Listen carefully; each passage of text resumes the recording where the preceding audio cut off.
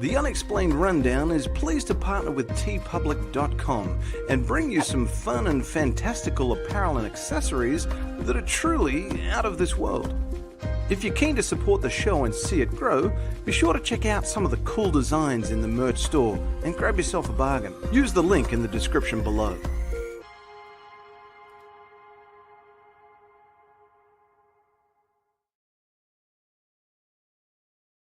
Or concern you about the unknown and the unidentified flying object? Oh, yes, we discussed it at every conference that we had with the military, and they never were able to make me a concrete report on. Do you have anything on the subject, sir? No, I haven't had anything on the subject, and there's always things like that going on. The flying saucers, and we've had other things, you know. For years, the world has seen reality distorted, facts manipulated, and truth hidden. But there's even more to the story than anyone has ever suspected. Because no one has been able to see the whole picture. Until now.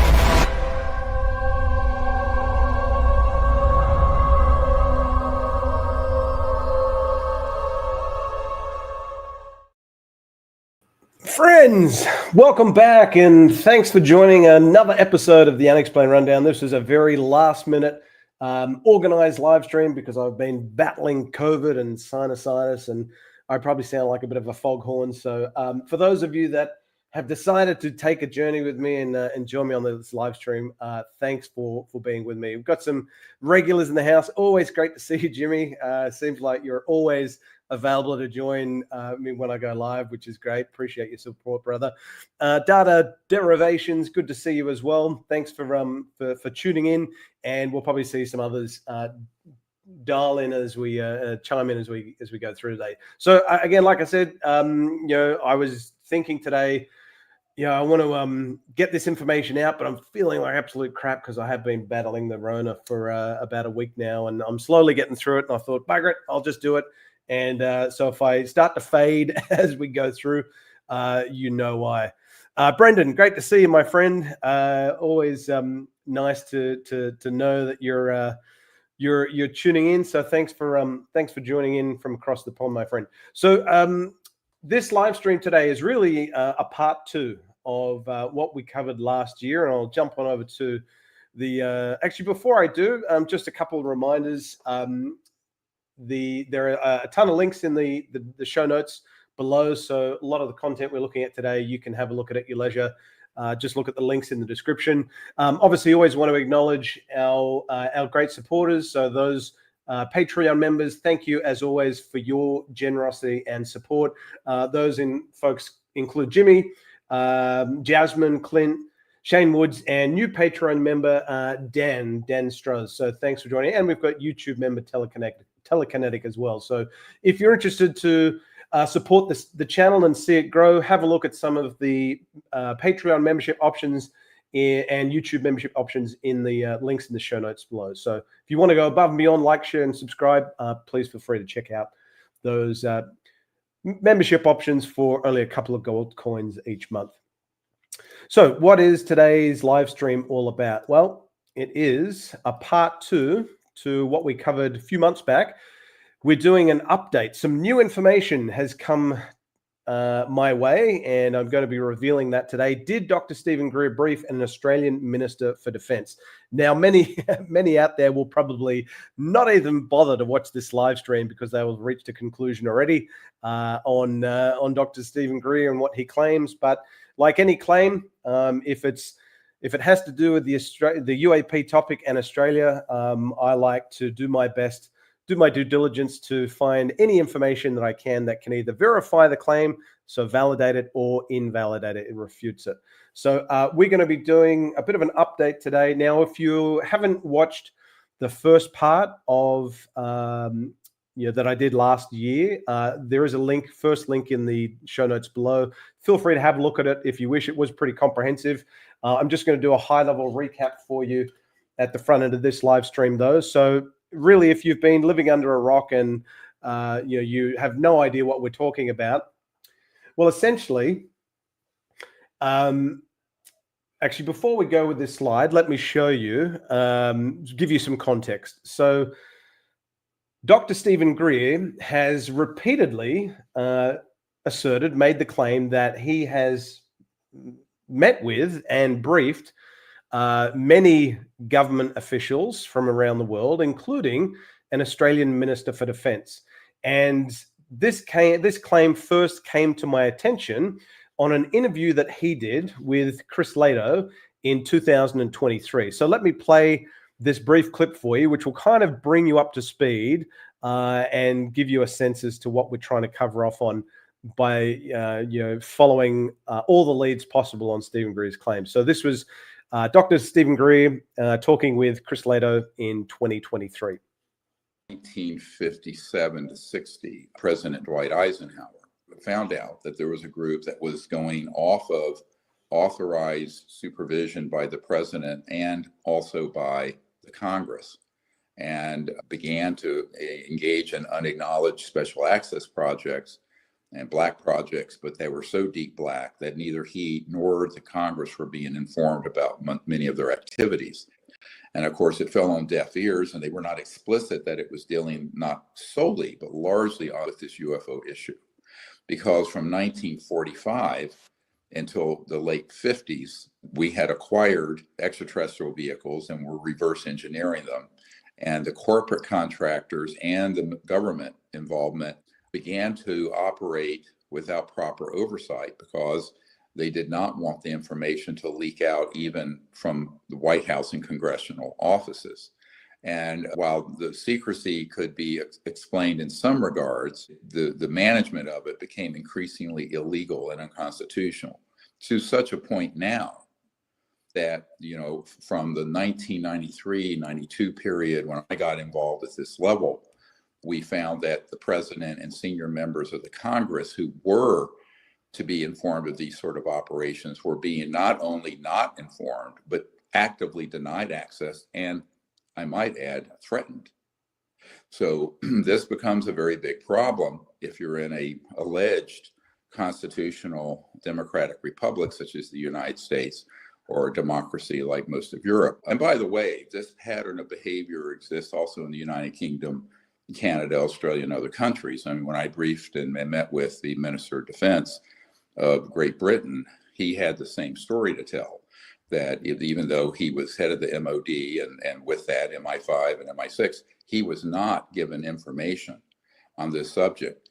Same thing with the Minister of Defense of Canada and the Minister of Defense of Australia, with whom I met about 10 years ago.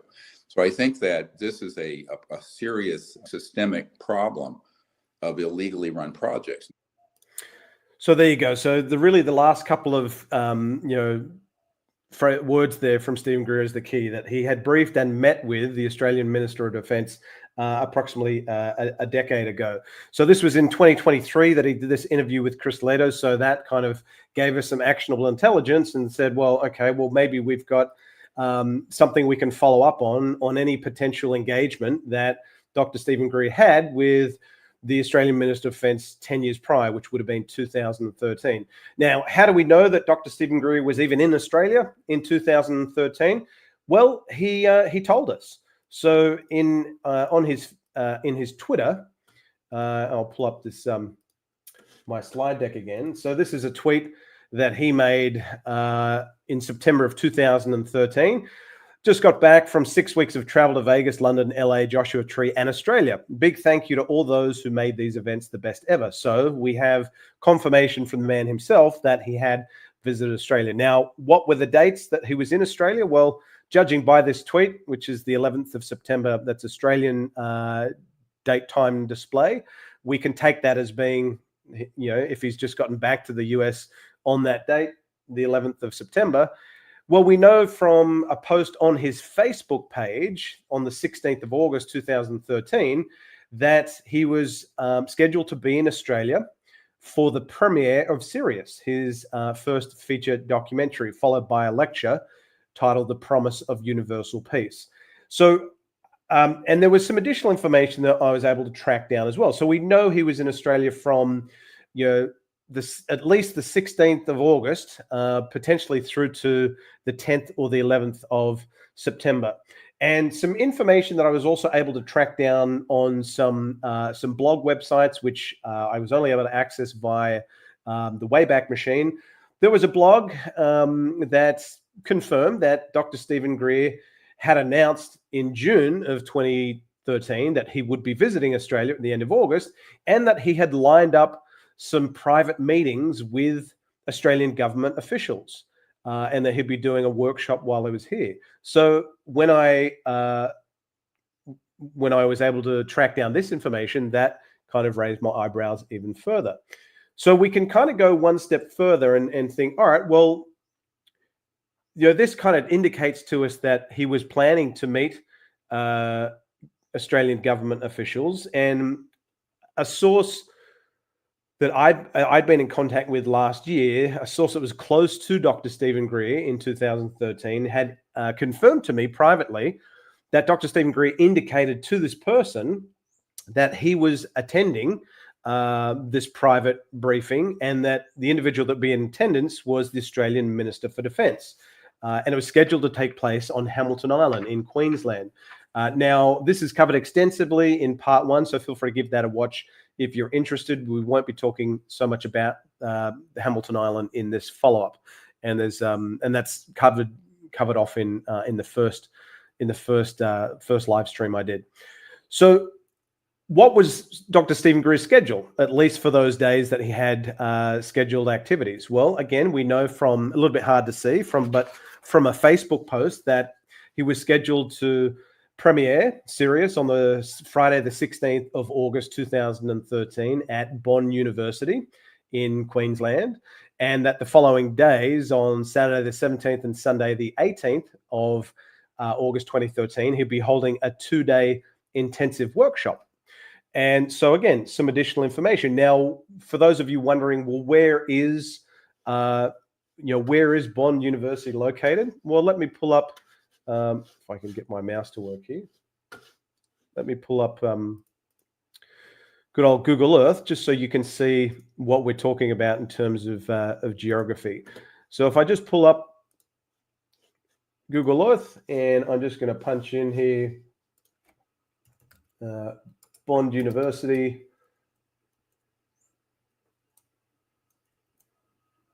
We'll go with, there we go. So this kind of gives us a sense as to where Bond University is on the map. And so this is where Dr. Stephen Greer was premiering Sirius, as well as conducting a lecture and a two-day workshop. So, and we know that he did that premiere because there are some publicly available images of him presenting at Bond University.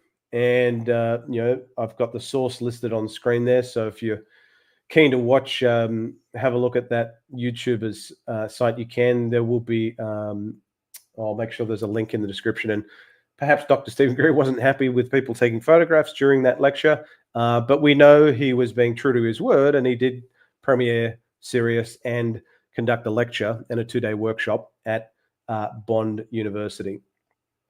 We also know via that YouTuber's channel that there's a recording of a private CE5 event that Dr. Stephen Greer did. And it's a little hard to see, but I've underlined it. It was a CE5 field event that was held at a private property in the Gold Coast hinterland. And so, all right, well, where is the Gold Coast in comparison to, well, actually, I should say, Bond University, we know that it's in the Gold Coast, but where is the location of this CE5 private event that he was hosting in the Gold Coast hinterland? Well, there was some additional information that I was able to find on the web, and that is, it was very, very hard to find, but I'll show you. It was some information about the CE5, the private CE5 event that Dr. Stephen Greer hosted, and it's a little bit hard on the eyes, so let me just zoom on in for you. So it was, they've got the date, Sunday, the 18th of August 2023, at Springbrook, a place called Springbrook Mountain. And so this is kind of an article that summarizes that CE5 event. So where is Springbrook Mountain compared to Bond University, where he was doing that lecture? Well, if we go back to Google Earth and we'll just type in, we'll just do, Springbrook Mountain.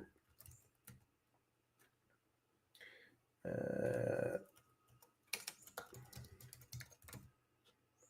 we go. And so now you can see it's actually not too far away from where he was delivering that lecture. So some interesting information that I was able to track down that again confirms that he was being true to his word and that he was had a number of engagements and scheduled activities within in Australia in that time frame. So following that information, some new information came to light, and this was after I had done my live stream, my part 1 last year, thanks to some good UFO Twitter sleuths out there, Jimmy and another gentleman by Christian DeConnick. We were able to reveal some additional information, and this is available through Dr. Stephen Greer's Disclosure Project Intelligence Archive. So if you haven't had a look at Dr. Stephen Greer's Disclosure Project Intelligence Archive, you can just via his website, drstephengreer.com. And there is a whole section devoted to the Disclosure Project Intelligence Archive. And so one of the documents, it's not, I don't think it was keyword searchable, so it's actually quite hard to be tracked down. But essentially, you had one of the documents in this Disclosure Project Intelligence Archive confirming in writing, if I just pull it up for you, and again, I'll zoom on in so it's a bit easier on the eyes,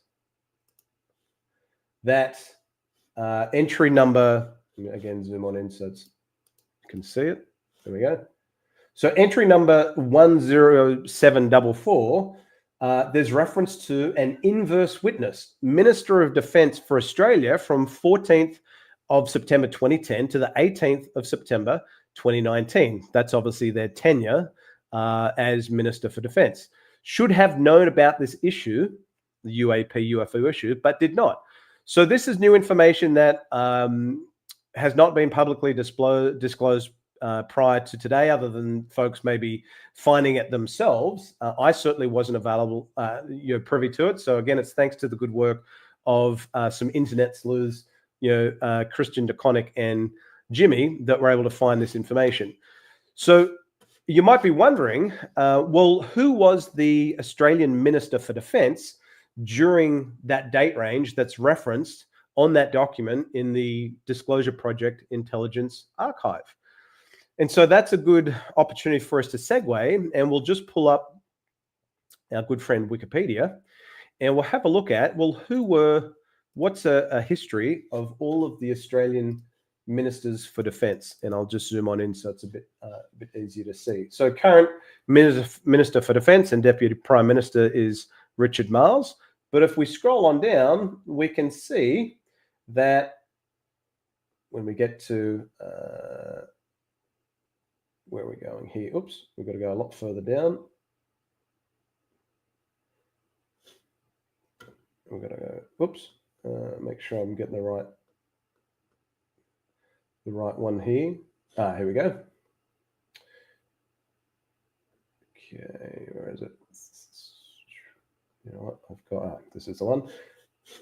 So 14th of September to the 18th of September, 2010 to 2013, as we had predicted in the last live stream that we did, and we had indicated so that it was more than likely Stephen Smith, the then Minister for Defence. That is now confirmed. So we know 100% that the Minister for Defence that Dr. Stephen Greer has been referring to was this gentleman.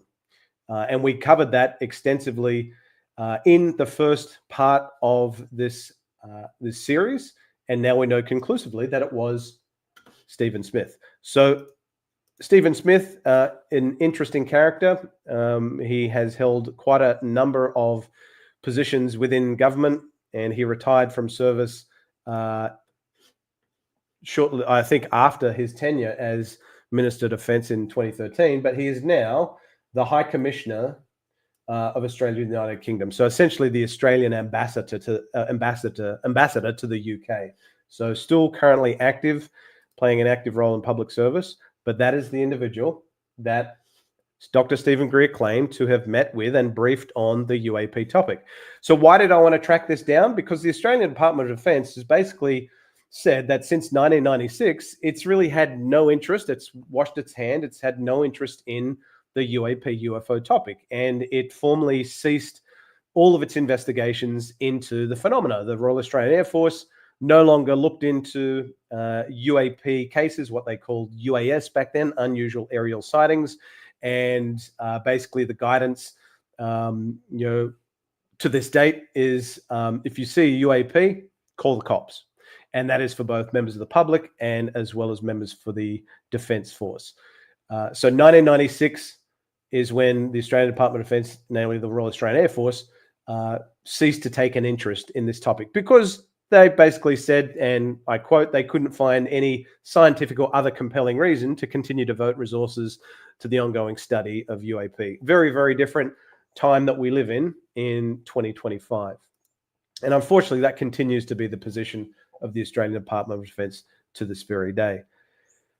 So where do we go from here? Now, you might be wondering, if we come back to that document, you might be wondering, well, what is an inverse witness? I had never heard that term before. And so there's probably no one better than Dr. Stephen Greer himself to actually give us an explanation as to what an inverse witness is.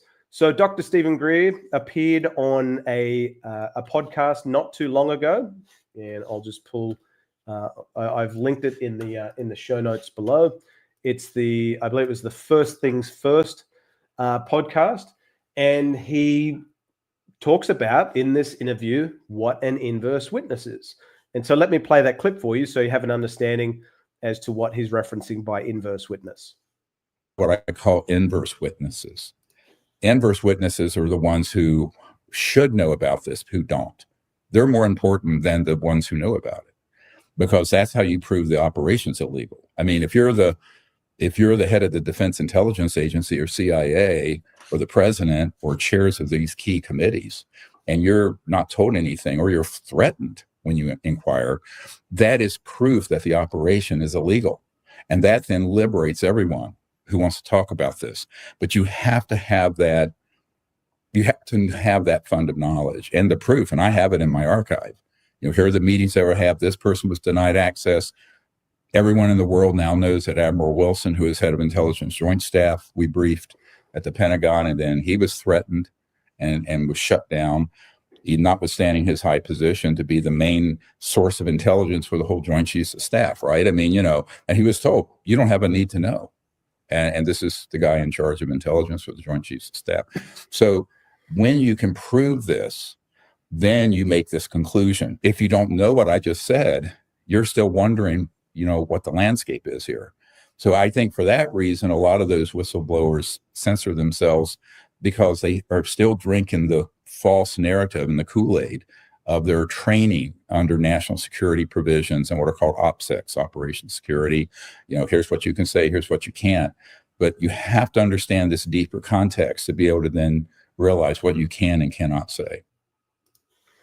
So there you go. So he gives an explanation as to what inverse witness is. Now, what I find interesting is let's work on the assumption that Dr. Stephen Greer's claim that he met with and briefed the then Australian Minister of Defence, Stephen Smith. Well, the question I have is, why would the Australian Minister of Defence be meeting with a so-called subject matter expert on the UAP UFO topic when the Australian Department of Defence has reached the conclusion and holds the public position that there's no scientific or other compelling reason to bother investigating UAP? What makes Dr. Stephen Greer so interesting to Stephen Smith that he would be prepared to meet with him in person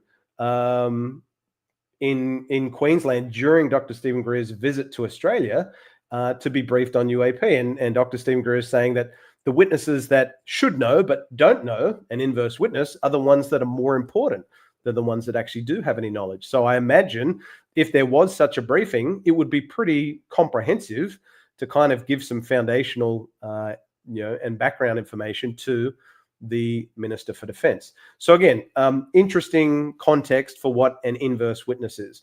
So where do we go from there? So following that information, I thought, well, how can we go about trying to, now that we have some actionable intelligence and we know that it was Stephen Smith that Dr. Stephen Greer was referring to as the Minister for Defence that he claims he met with and briefed, how can we kind of try and track down more information through open source, through FOIA, through other means to try and validate or refute that claim? So that kind of kicked off a bit of a FOIA frenzy for me. I started submitting some FOIA requests to the Australian Department of Defence, starting with a request. Let me zoom on in so it's a bit easier on the eyes here. On the 6th of September, I thought, all right, well, an easy way to try and validate Dr. Stephen Greer's claim is let's have a look at what Stephen Smith's diary looked like. So I requested through the Freedom of Information Act a copy of the ministerial diary for Stephen Smith in his official capacity as Minister of Defence for the specific months of August 2013 and September 2013. And to my shock and surprise, the response that I got was I identified no documents as falling within the scope of the request. And they have kind of gone through and they've indicated, well, what they did to try and find those records. A search for documents was conducted of Defence's records management system and the individual's personal storage table, PST file, including a search of the office of the minister's Outlook calendar and home drive. No items were identified matching the applicant's scope. We note that the Office of a Minister is a separate entity for the purposes of the FOIA Act, and its records exist separately to those of the respective department. When a minister leaves office, their records do not automatically transfer to the respective department or the incoming minister. They go on to state, further information. I refer to the National Archives of Australia General Records Authority 38, Ministers of State, which sets out the requirements for attaining or destroying records relating to offices of ministers of state. These records, referred to as ministerial records, are the records created or received in the course of discharging official functions as a minister or made or received by the ministerial office in relation to those duties. Section 3 of the Archives Act 1983 states that ministerial records should be transferred to the National Archives by arrangement when they cease to be required for business purposes or when the minister leaves office. And so that kind of gave me a sense, all right, well, if the Australian Department of Defence doesn't have those records, perhaps in alignment with that information that's in that statement of reasons response, they've been transferred to the National Archives of Australia.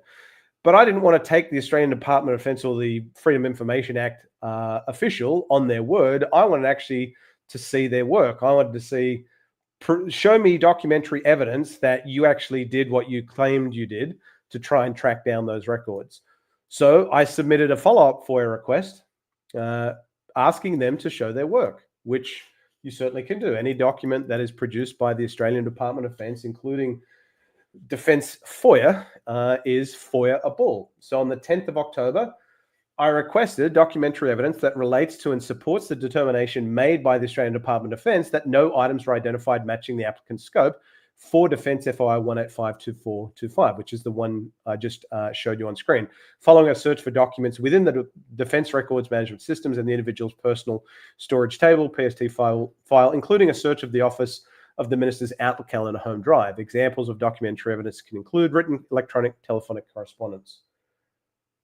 They identified one document as falling within the scope of the request. So they were able to provide me with a document proving that they actually had conducted that search that they said they did. So let me show you what that document is, just so you can see that they're actually doing what they're claiming that they did.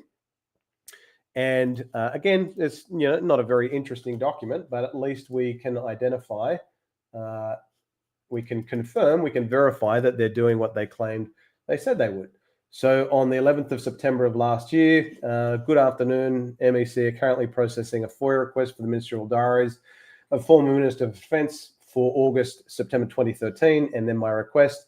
We are seeking access to the archived Outlook calendar diary from the office of the former Minister of Defence, Stephen Smith. As such, I'd be grateful if you please advise whether this information is able to be recovered, and if so, please advise the size of the file, what is required in order to review these records. So again, while they said they didn't have anything on file, they did actually do their homework and they tried to find out if it was accessible. In support of this FOI, ITIS has attempted to recover pertinent data against the account holding for Stephen Smith, Outlook and Home Drive. Given the time frame, the account data would have been deleted due to inactivity as an automated system measure, and the pertinent backup retention timeline has elapsed. As such, no data was able to be retrieved. So again, at least good to know that they were able to provide evidence supporting the work that they had claimed to have done. Because again, you shouldn't always just take it at face value. Show them to prove their work. Ask them to prove their work. So what's interesting, though, if we go to what the statement of reasons indicated in that Defence FOI 1852425, well, it referenced the General Records Authority for the National Archives of Australia. And so what is this all about? Well, let me just read this introduction for you briefly, so you have a sense as to what we're talking about. So basically, the National Archives of Australia has developed this Records Authority to set out the requirements for keeping or destroying records relating to offices of ministers of state. These records, referred to as ministerial records, are the records created or received in the course of discharging official functions as a minister, or made or received by the ministerial office in relation to those duties. A ministerial record that is made in the exercise of official ministerial duties is the property of the Commonwealth. That's important, is the property of the Commonwealth, and is therefore a Commonwealth record. This Records Authority does not affect the right of a minister to retain or dispose of non-Commonwealth records, such as those dealing with personal, party, political, or electorate matters, as he or she sees fit. The Records Authority is based on the identification analysis of the official business of ministers and ministerial officers. It sets out those records that are part of the archival resources of the Commonwealth and need to be retained permanently as national archives, and specifies the minimum length of time that temporary records need to be kept. The Records Authority gives ministers, their staff or agents, and the heads of the Commonwealth institutions in possession of ministerial records permission under the Archives Act 1993 for the destruction of the temporary records described after the minimum retention period has expired. This Records Authority is issued under Section 3C and paragraph 24(2)(b) of the Archives Act 1993. So when we do a quick search of diaries, oops, am I spelling it right? Let's come on down to this section. Class number 62496, records documenting, and we'll come to ministerial diaries. Look at the disposal action. Retain as national archives. So all ministerial diaries must be retained by the National Archives of Australia, a Commonwealth record that must be kept and be accessible via the National Archives of Australia. And again, it says ministerial diaries or appointment books. Now, unlike ministerial office and portfolio management activities, which can be destroyed after 7 years, a ministerial diary must be kept. A record must be retained forever, being a Commonwealth record. Now, the fact that the Australian Department of Defence doesn't have that record, again, led me to maybe the suspicion that it was in the custody of the National Archives of Australia. So what did we do there shortly thereafter? Now, before I engaged the National Archives of Australia, I wanted to challenge the no records response that the Defence FOIA office came back to me saying we couldn't find any records of ministerial diaries for Stephen Smith for August and September 2013. So I submitted a request for an internal review. And so essentially I had referenced in my request all of the information that I've just read to you that's on the National Archives of Australia website. Internal review, I submitted on the 15th of October. My original request was for the ministerial diaries for Stephen Smith for those months, August, September 2013. The grounds for my internal review request were as follows. Section 13 and 14 of the attached statement of reasons indicate the following, and basically what I read to you before. It talks about the General Records Authority 38, references Section 3C of the Archives Act 1983.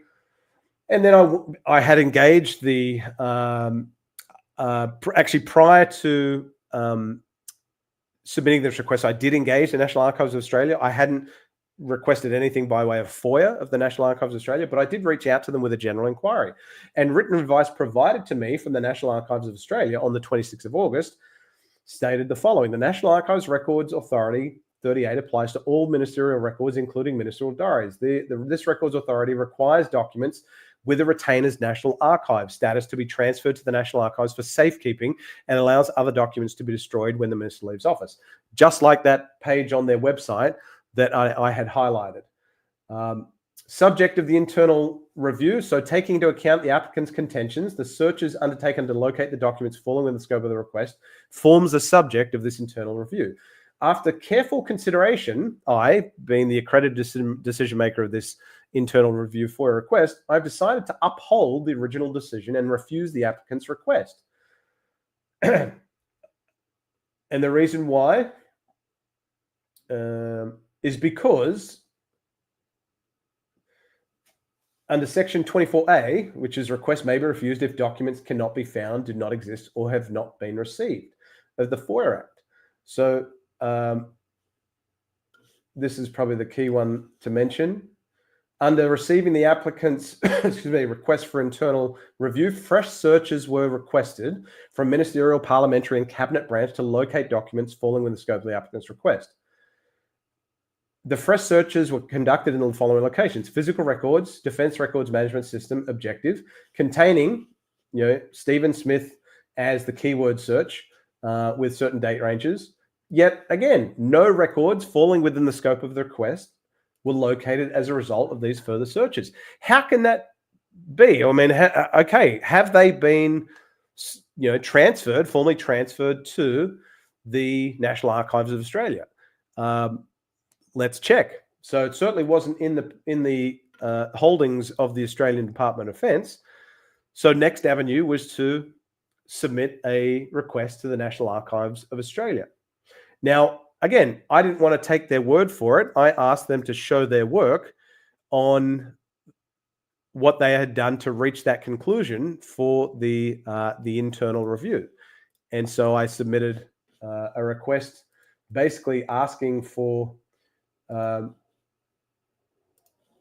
communications, emails that relate to and support the determination made by that accredited decision maker of the internal review that no documents were falling within the scope of the request were located as a result of the further searches they conducted. And they identified one document as meeting the criteria for the scope of that request. So again, they're able to provide documentary evidence that they had, see if I can find where this is. Which one am I looking at here? Document 7. There we go. So this is what they had provided. Basically, they did their due diligence. They went through and selected document search list, checklist.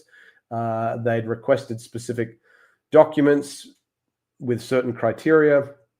And again, this is consistent with what they had indicated in that statement of reasons document that I just shared with you on the screen. So again, they're providing supporting documentary evidence to show their work, which was good to see. So it sounds like nothing was in the within the holdings of the Australian Department of Defence. So I thought, well, before I engage the National Archives of Australia, why don't I try one other avenue that may yield some fruit? So I asked the question of myself, well, who was the Chief of Staff for the Australian Minister for Defence, Stephen Smith, in 2013? And so after some searching online, I was able to confirm, and this is just an article from 2013, Let me zoom in for you. Defense appoints new InfoSec chief. Former DIO, Defense Intelligence Organization Deputy Director, joins as head of intelligence agency. And who does it reference? This gentleman, Dr. Paul Taloni.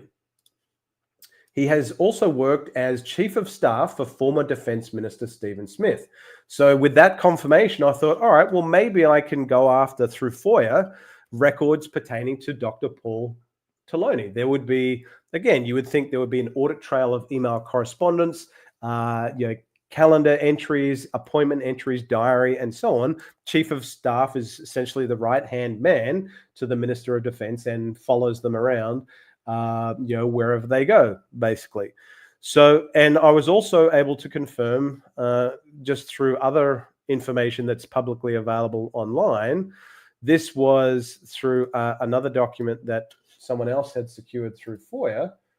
This was a document that clearly indicates Dr. Paul Taloni as the Chief of Staff to the Minister of Defense, and this is back in 2011, clearly indicating that he was, this is a Commonwealth record, that he was the Chief of Staff to the Australian Minister of Defense. So we've got corroboration on what was in that article. So what do we then do from there? Well, I submitted a new Freedom of Information Act request going after records pertaining to Dr. Paul Taloni.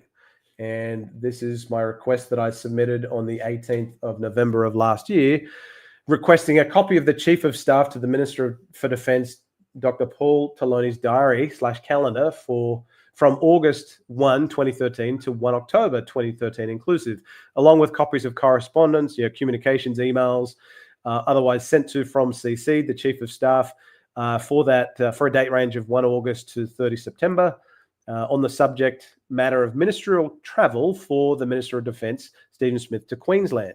Because in our part 1 of this series, we covered that a source close to Dr. Stephen Greer had received verbal confirmation from Dr. Stephen Greer that he was going to attend a private meeting in Queensland after he conducted his 2-day workshop and private CE5 event on the Gold Coast. He would be attending a private meeting in Hamilton Island, where he was scheduled to meet with government officials, including the Australian Minister of Defence, Stephen Smith. Now, that was information that was verbally communicated to this source that I won't name because they have requested anonymity. And I also requested copies of communications sent to from CC, the Chief of Staff, for the period of 1 June to 30 September 2013. That included keywords Greer and Sirius. So trying to put a couple of eggs in some different baskets, trying to capture some information that might yield a result pertaining to the Minister of Defence's any travel to Queensland and any correspondence prior to any potential engagement with Stephen Greer in Queensland. So what was the response that I got to that FOIA request? Let me see. Actually, sorry. Let me go back. Well, as you would expect, no documents were identified as falling within the scope of the request. So unfortunately, that was a bit of a dead end. Wasn't able to secure any documentation whatsoever from correspondence, that lived with the Chief of Staff to the Minister of Defence. And they did a search of Outlook files and they looked at those keyword searches. So I didn't send a request to ask them to show their work. I was pretty much at that point ready to give up on that as a line of inquiry. So then I thought, all right, well, let's now touch base with the National Archives of Australia and see if they have actually received, as per Retainers National Archives, the ministerial diaries for the Australian Minister for Defence, Stephen Smith, for his tenure from 2010 to 2013. So I submitted a request on the 8th of January of this year. I asked for documentary evidence that the ministerial diary for the Minister for Defence, Stephen Smith, from 14 September 2010 to 18 September 2013. So that's the actual date range that who is the Minister of Defence. I want to know, is that ministerial diary in the custody of the National Archives of Australia? Documentary evidence may include confirmation / acknowledgement of receipt.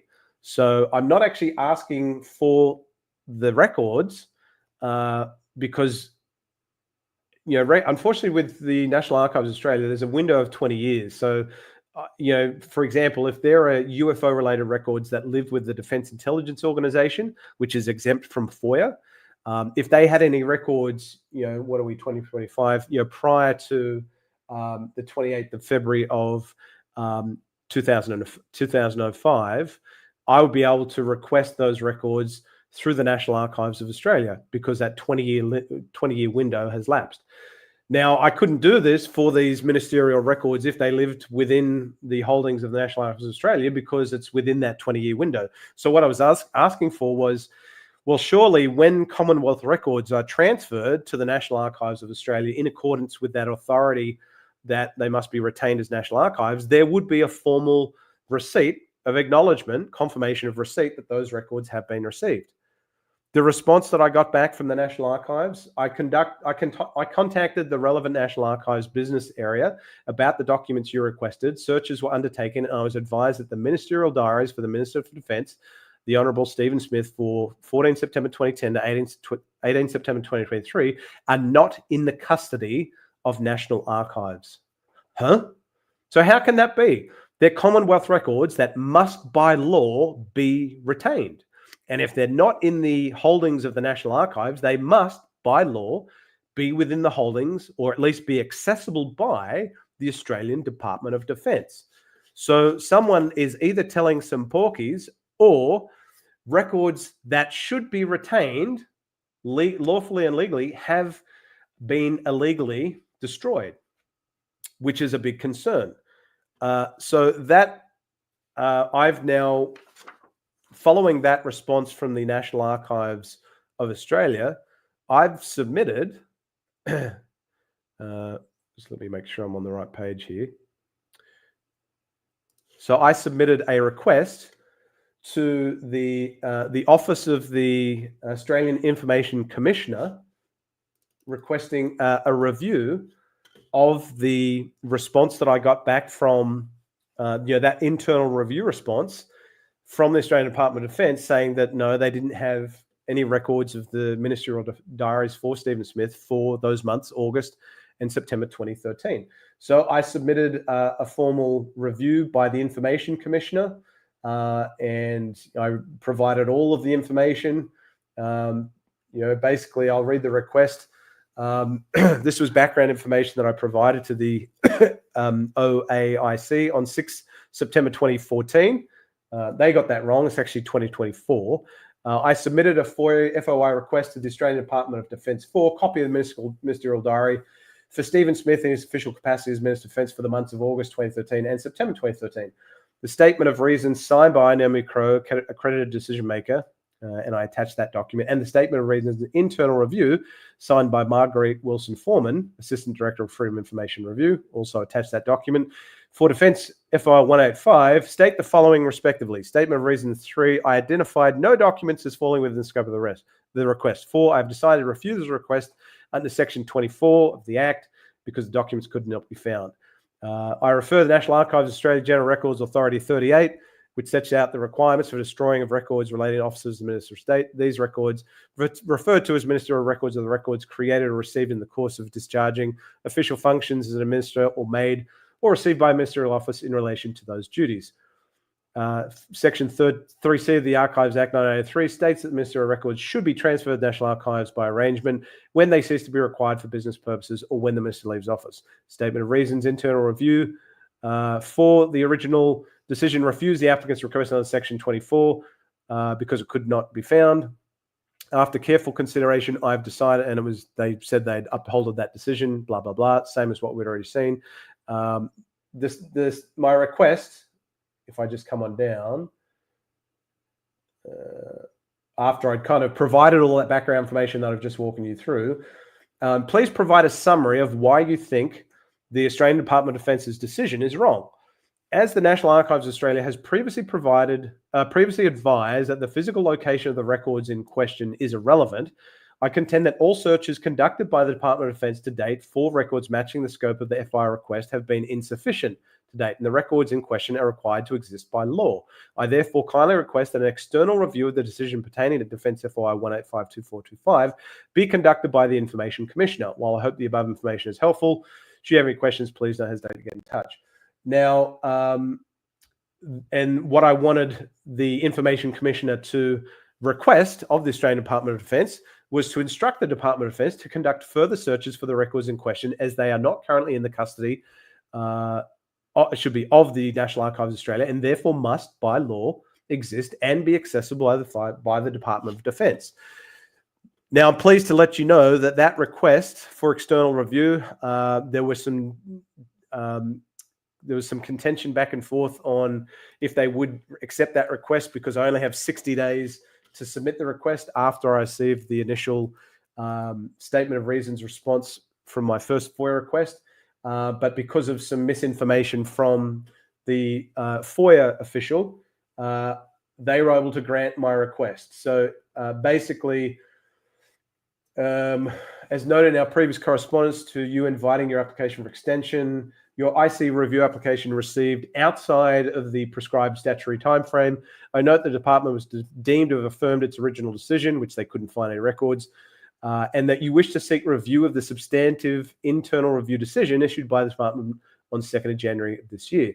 As a delegate of the Information Commissioner, I'm authorised to make decisions on requests for extensions of time under 54T of the FOIA Act. I've considered the reasons provided in support of your request and for an extension of time. In particular, I considered you experienced a significant delay by the department processing of your internal review request on 15 October 2024. The department incorrectly implied that the time frame for applying for IC review commenced on 2nd January this year, when in fact it commenced on 14 November 2024. The length of time in applying for IC review is not a significant period.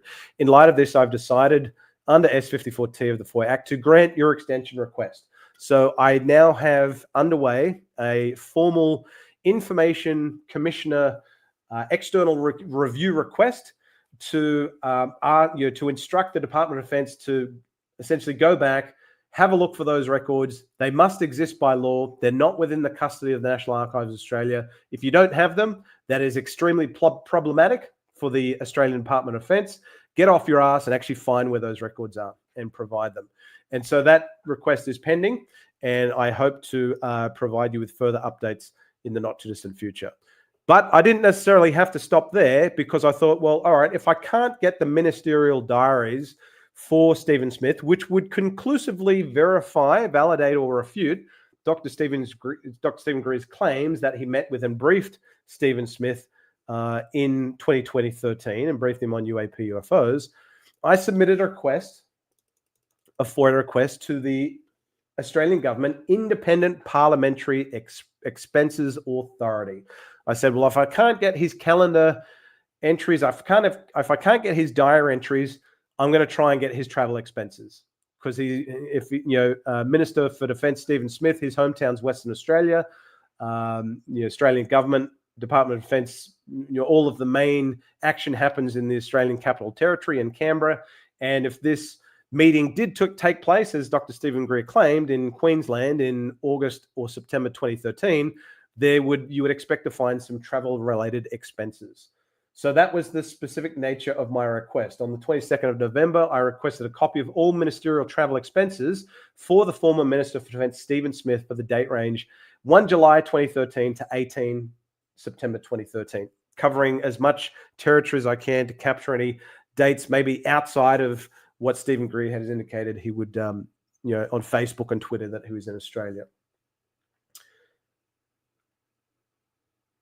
IPEA has used its computer systems to produce one document that contains information falling within the scope of your request. So this is brand new information, folks, bringing it to you here on the Unexplained Rundown. Let me now show you what has come back, the travel records for the Australian Minister for Defence Stephen Smith for that date range. Now, this was an Excel document that was provided and shows all of the travel-related expenses. It shows the, let me zoom on in. These are all of the travel-related expenses for Stephen Smith, what the expense type is, what the transaction type is. ComCar means Commonwealth Car, travel service provider, overseas travel, overseas DFAT. You've got, basically travel expenses, right? And we also have the expense date. If it's travel, and if he was traveling from Western Australia or Canberra to Queensland, you would have a departure date listed. You would have a departure location. You'd have arrival date, arrival location, how many nights, and what the expense amount was.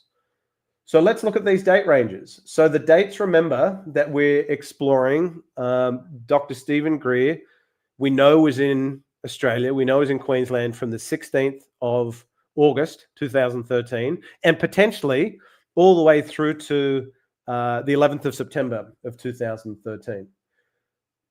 So let's now have a look at those records. So 16th of August, and you're looking at the information that's highlighted. Look at these locations.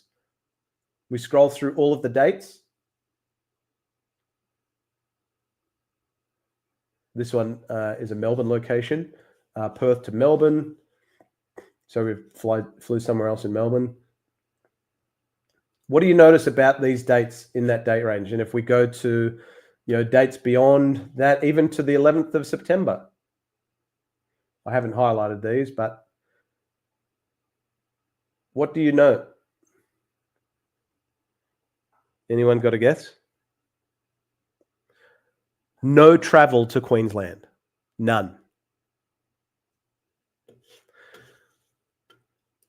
So from this document, we can deduce that Dr. Stephen Greer's claim that he met with and briefed the Australian Minister for Defence during his visit to Australia in August, September 2013, and based on information that's been provided to me from anonymous sources, not anonymous to me, but anonymous to you, that Dr. Stephen Greer had indicated he was going to meet with the Australian Minister of Defence, Stephen Smith, at a private meeting and brief him on UAP, UFO.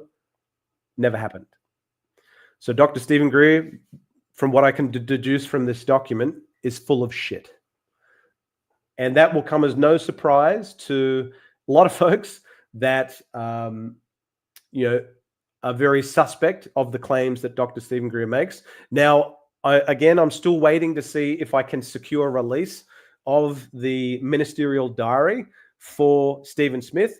Is there a chance that Dr. Stephen Greer did brief the Minister for Defence, Stephen Smith, but in a location that was not in Queensland? I can't say no to that. So that's why I'm hoping that the ministerial diaries I'm able to secure. But based on the claim and information that is available that I put out in the last part one of this series, the claim that he has put forward that he attended a private meeting with the Australian Minister for Defence, Stephen Smith, in August or September 2013 in Queensland is false, is categorically false. So, take and do with that information with what you will. And so I wanted to get solicit a comment from the horse's mouth. So I went directly to Dr. Stephen Greer and requested comment. This is on the 16th of January. Hi, Dr. Stephen Greer media team. You may recall I reached out last July, August, refer email chain below, with a request for comment from Dr. Stephen Greer on his claimed engagement with the Australian Minister of Defence, Stephen Smith, in 2013. As I note, the Disclosure Project Intelligence Archive specifically references this engagement and identifies Stephen Smith as an inverse witness. I write to you once again now in an effort to solicit comment from Dr. Stephen Greer on his claim that he met with and briefed the Australian Minister for Defence, Stephen Smith, in 2013. Could you kindly therefore have Dr. Greer confirm, or his spokesperson confirm, when, where and how Dr. Greer met with and briefed the Australian Minister of Defence, Stephen Smith, during his visit to Queensland, Australia in August 2013, during which he, Dr. Greer, delivered a workshop and screening of Sirius at Bond University, as well as facilitated a private CE5 event at Springbok in the Gold Coast hinterland. Please note that travel records secured for the Australian Minister of Defence, Stephen Smith, via the Australian Freedom of Information Act, available on request, confirm that Stephen Smith did not travel to Queensland, Australia in the months of July, August and September 2013. As I will be publishing these FOIA documents on social media in the coming month, I would like to afford Dr. Greer the opportunity to provide an on-the-record comment by 31st of January. Thank you for your attention. I look forward to your response. Do you think I got a response? None in Buckley's.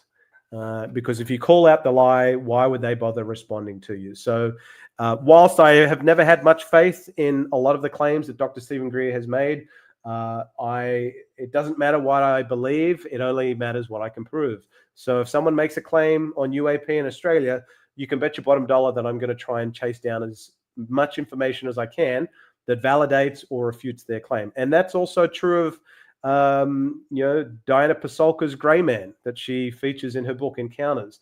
The Australian Chris Bledsoe's claim that he was engaged by a representative of the Australian Department of Defence in 2017. So they're all active projects that I'm currently working on to try and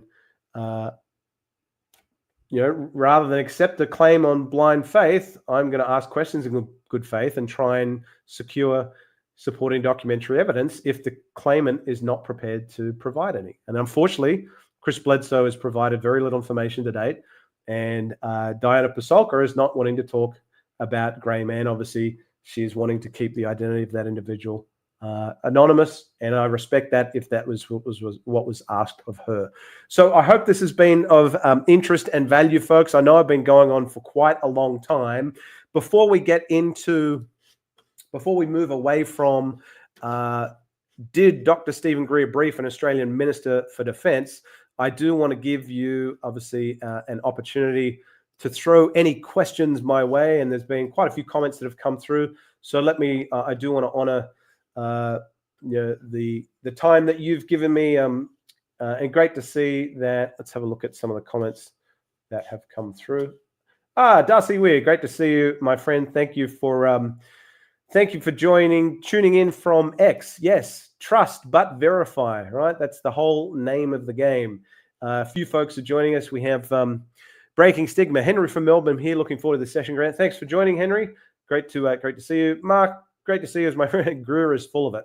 Yes, well, we can kind of deduce from what we've covered off in this part 2 that as it pertains to this particular claim, until evidence to the contrary is provided, Stephen Greer is full of shit that he briefed a Minister for Defence, Stephen Smith, in 2013. And I will stand by my position on that until such time as I see any supporting documentary evidence to the contrary.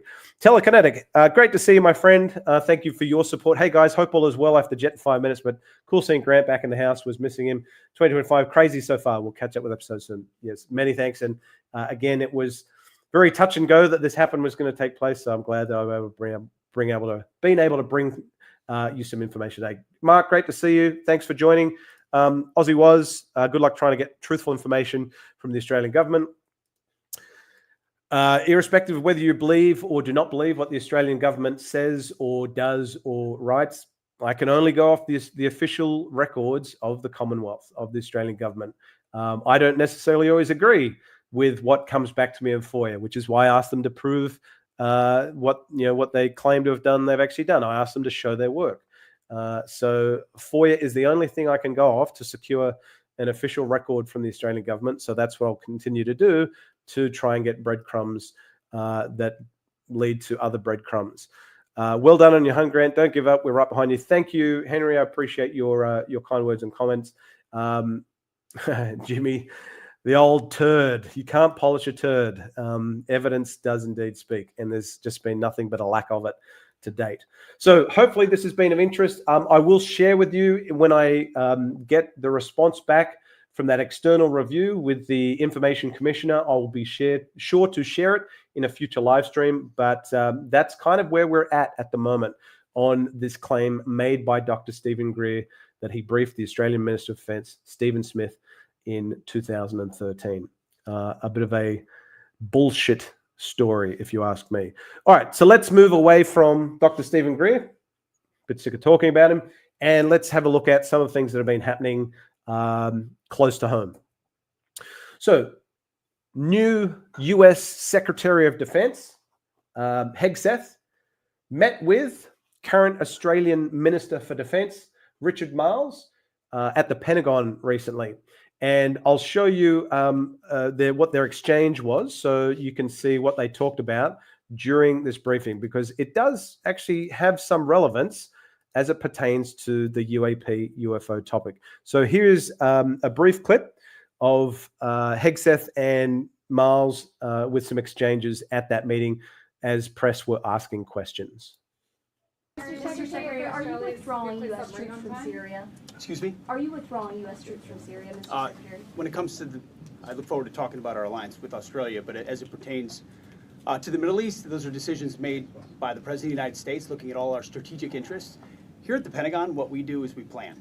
So we're going to plan for every possible contingency, no matter what.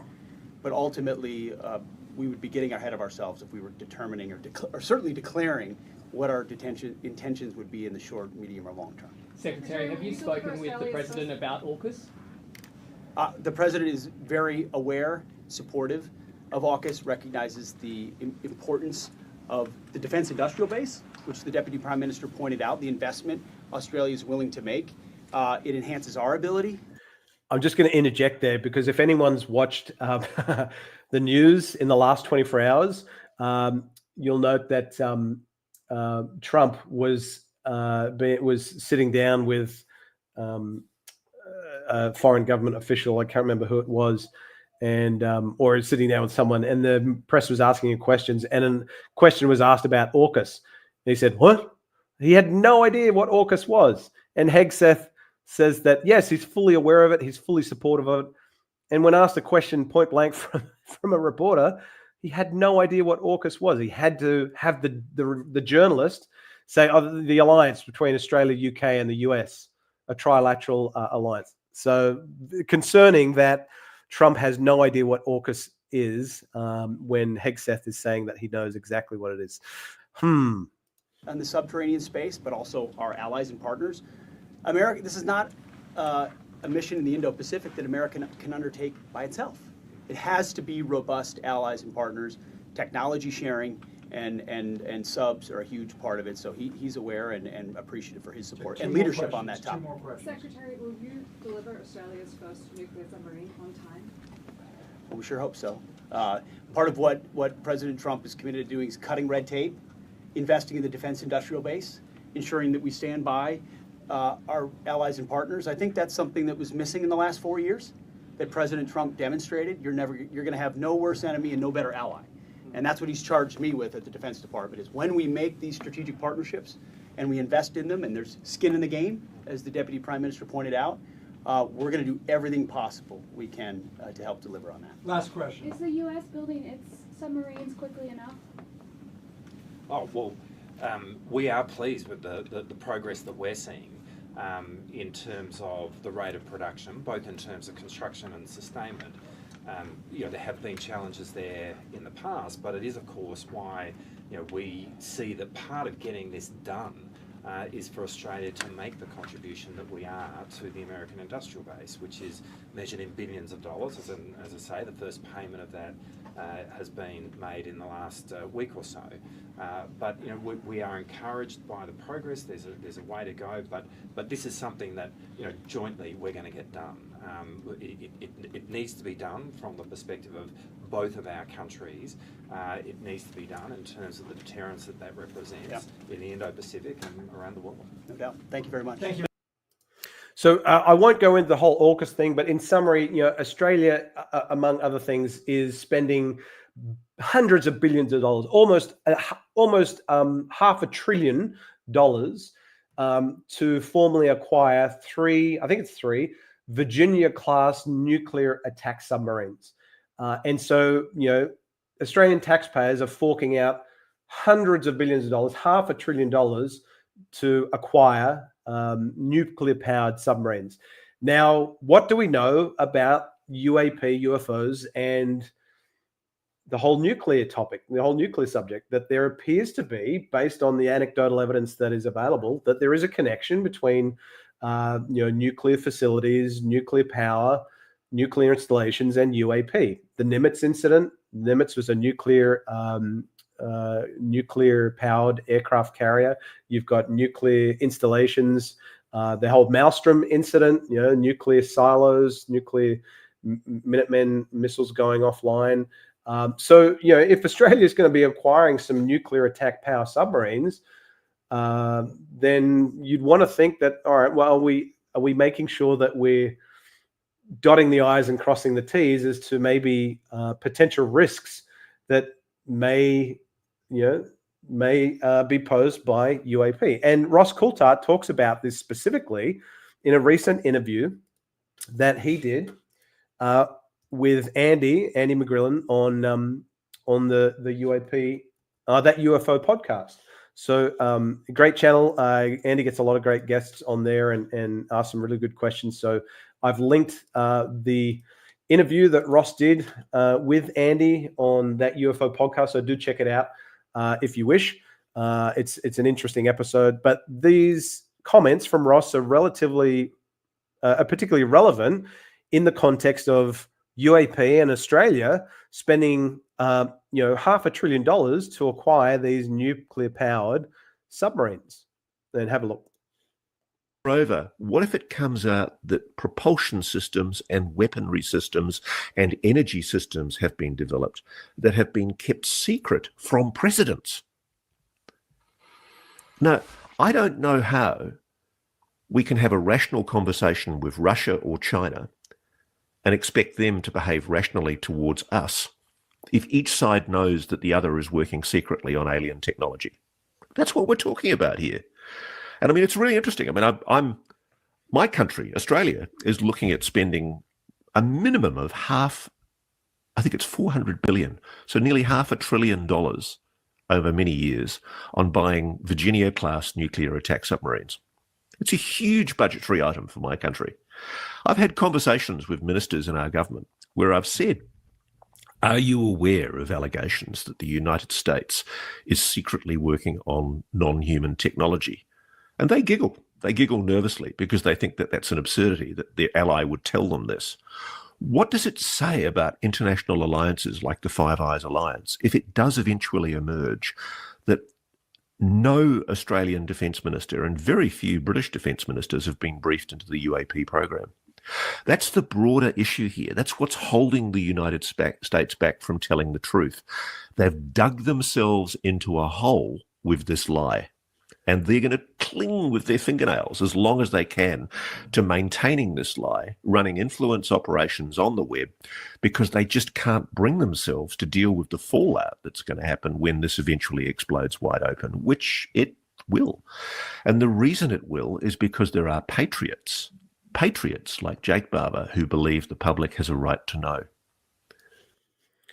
So, excuse me. So, certainly something that poses some serious questions. The big if there is any truth to what we have heard time and time again about a clandestine crash retrieval program and reverse engineering program, and Australia is about to buy 3 nuclear-powered submarines at the ticket of $500 billion, are we going to be buying lemons if the US has been developing in secret exotic propulsion technology based on recovered UAP tech, and they haven't told the Five Eyes about it?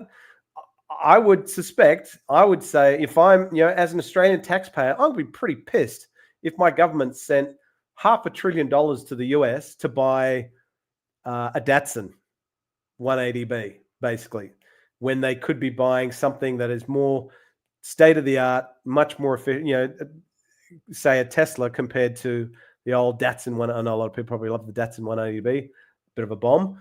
But, that's going to raise some massive questions of Australian citizens and Australian taxpayers. are we buying lemons if it turns out to be true that the US has been reverse engineering exotic propulsion technology from recovered UAP tech, and they haven't bothered to tell the Five Eyes about it? It's an interesting question. Again, it's all based on the big if, though. Is it reality that there is a crash retrieval program and a reverse engineering program? And we're still yet to see any tangible evidence of that. All we've heard to date is a lot of anecdotal evidence from folks that claim to be in the know and have a security clearance, and that they're privy to that information, but they can't share it because of the NDAs, and they don't want to be breaking any security oaths, which is very frustrating. So anyway, food for thought. Let's move away from the Australian Minister for Defence and the US Secretary for Defence. And before we jump into our next segment, excuse me, see a few comments have come through. Archive Manager, thank you, Grant. As time goes on, we are starting to see many of Greer's background people are themselves very shady and linked to the structures that hold the UFO, UAP topic behind closed doors. It's a good point. I was listening to Patrick from Vetted actually earlier today. He did an episode about Ron Pandolfi, who claims to be, CIA scientist in the know on UAP and close confidant of Stephen Greer. Stephen Greer's, leveraged information that's been provided to him from Ron Pandolfi, and Ron Pandolfi is a bit of a questionable character. So, it's I mean, I don't. It'd be naive of me to say that everything that Stephen Greer has done is BS and shit. I mean, the Disclosure Project and what he did in 2001 with the National Press Club event, I think, was historic, and it was certainly a big move of the needle at that point in time. But I think my personal opinion is that Dr. Stephen Greer is doing whatever he can, whenever he can, to stay and remain relevant in the UAP UFO conversation, because he doesn't own the conversation. It's now basically there are other people who have come forward that and Jimmy's comments there, at least make it a Datsun 20 billion. All right, so let's now move on to the next segment. We're still in the rundown, so we're gonna talk a little bit about this man, Lue Elizondo. Love him or hate him, we're not bringing any personal opinions, trying to keep bias out of keep it very objective at this level, but we want to hear what he has to say. So Lue Elizondo appeared recently on an interview with Vinnie Adams of the Disclosure team, and Lue Elizondo reiterated some comments that he has made previously. He made them late last year. So I'll play these two clips for you because, again, it has potential implications for us folks down under. So this is from, link is in the description below if you want to watch this interview. We've got folks in the executive branch, folks in the legislative branch really moving forward. We've got here in the U.S., our media is very receptive to this. We have a lot of support and a lot of ground support too, grassroots support. I think what is important to know is that, as I've mentioned before, international engagement's always been a critical piece of our strategy, and I don't think we've been paying very much attention to it lately. So I'm going to be spending a good portion of 2025 engaging our international partners and allies through scientific forums and academic communities and maybe some heads of state in order to try to continue this trend that we have of greater openness about this topic. So I know I didn't answer your question directly. It was intended for a very specific audience. Oh, so potential engagement with heads of state. So does that mean engagement with Five Eyes member countries? Is that potentially the Minister for Defence for Australia, Richard Marles? The world certainly knows that Australia and UK and New Zealand need as much help as we can get to try and taking this topic seriously, because Australia, UK, and New Zealand, they don't want to touch it with a 20-foot pole. They're being move along, folks. Nothing to see here. They're just not even following suit of the US. Canada is at least undertaken a study by the Sky Canada project to offer some recommendations for the Canadian government to formally consider. But, this conversation has been happening since 2017, and UK, Australia, and New Zealand, we're still sitting on our fat ass and we're not doing anything, even from a reporting mechanisms, reporting protocols and procedures. So Lue went on to reiterate his comments at the end of that interview with Vinnie Adams. I'll play that for you now. Again, just reiterating his comments around international engagement. Audience with, and you this, is that I think 2025 is going to be the year where I spend maybe a little more time on the international engagement and getting some of our international allies and partners to kind of sit at the table and we can all start sharing information with each other. So what does that engagement entail? Because, if you listen to the line of the Australian Department of Defence, we haven't been investigating the topic since 1996. So it doesn't sound like they're going to be able to share much information with you, Lue, but I'd be interested to learn what approach you plan to take with trying to encourage the Australian government to take this topic more seriously. So any help that you can provide would certainly be greatly appreciated by Aussies like myself that take this topic seriously. I certainly take it seriously from the perspective that UAP do pose a potential national security threat and safety of flight risk.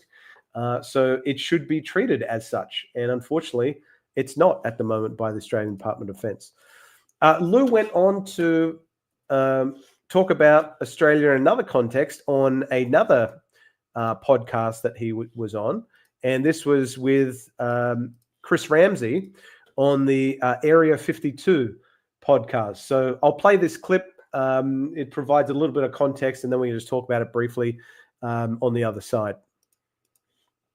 Are there any environmental factors that attract them? Yeah. What are some that aren't the ocean? What are some other environmental factors that you've seen activity in? Or atmospheric? Certain.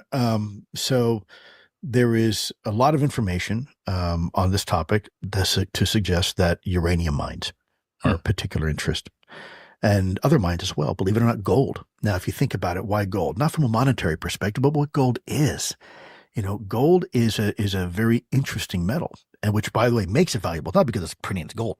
It's because of the properties. The reason why NASA and the Air Force use gold a lot on the inside of radiation properties, or all sorts of properties. Right. I got to be careful what I say here, but gold has some very interesting properties, and there has been some information to suggest that UAP are interested in mining operations, both uranium and gold.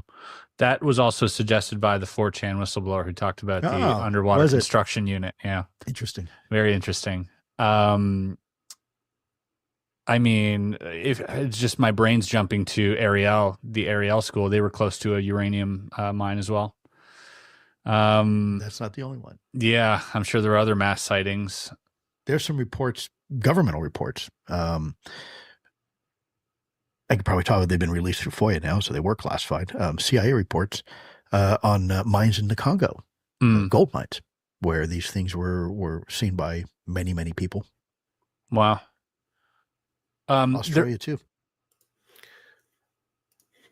Australia too. So that's news to me. I wasn't aware of there being any reports of UAP-related activity around whether it be uranium and or gold mining sites.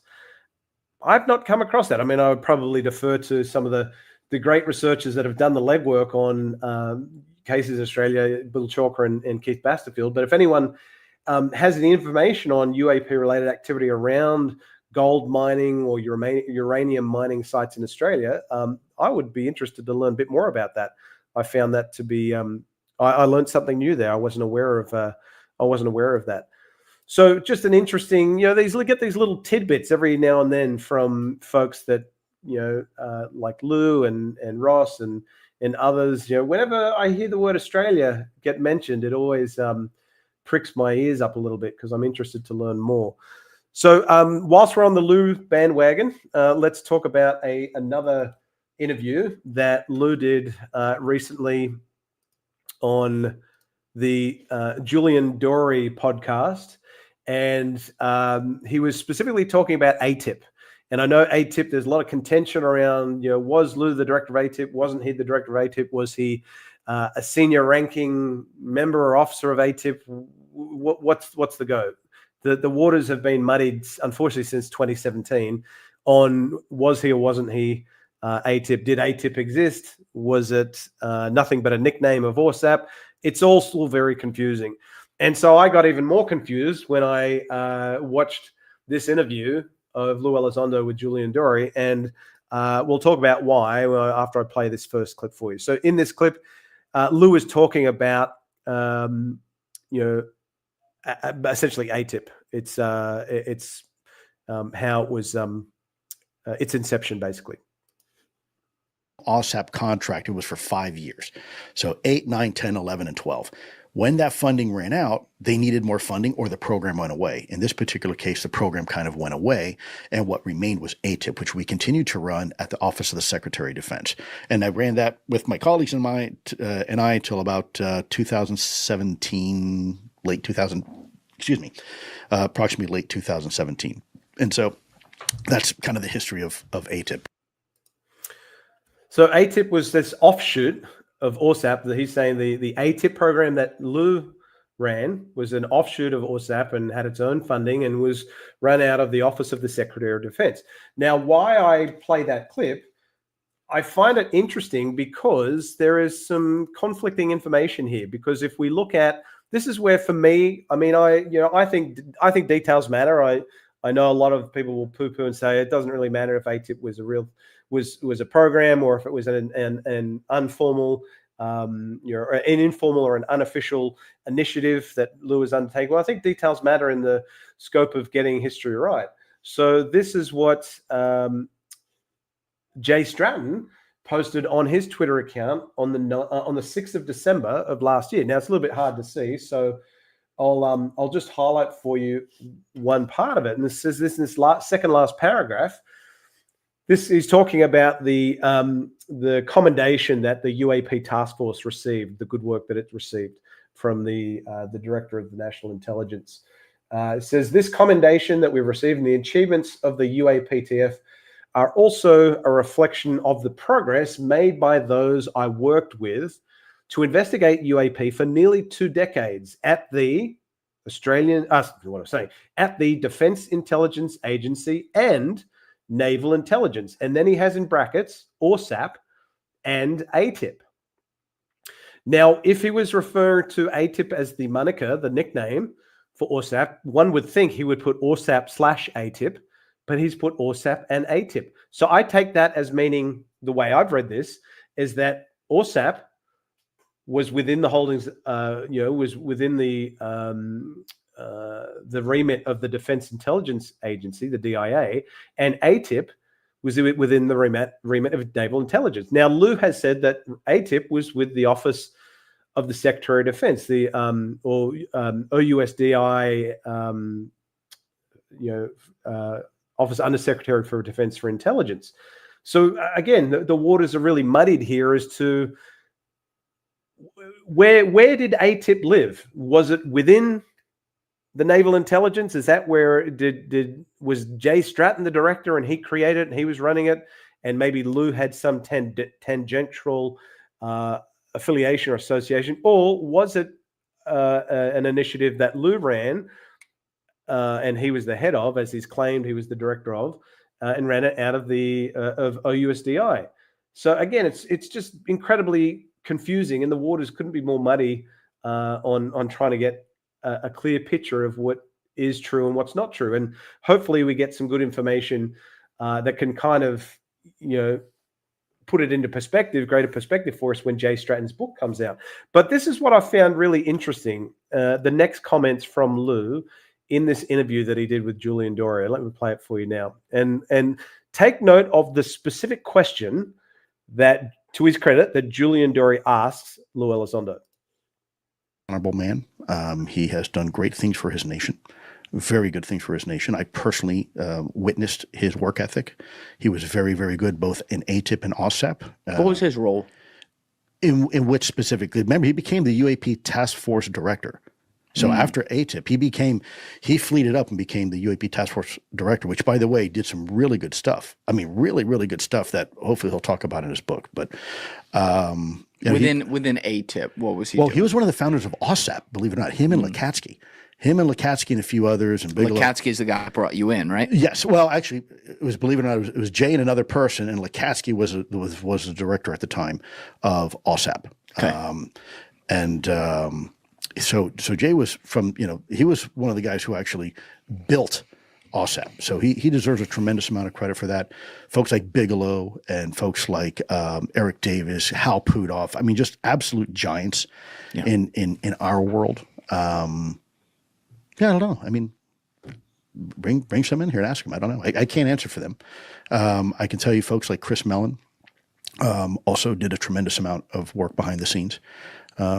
People don't realize how much credit he deserves. There's other individuals, pilots, multiple pilots, many that we discussed and had conversations with, eyewitnesses and radar operators. So as far as the middle school drama, man, I don't get involved.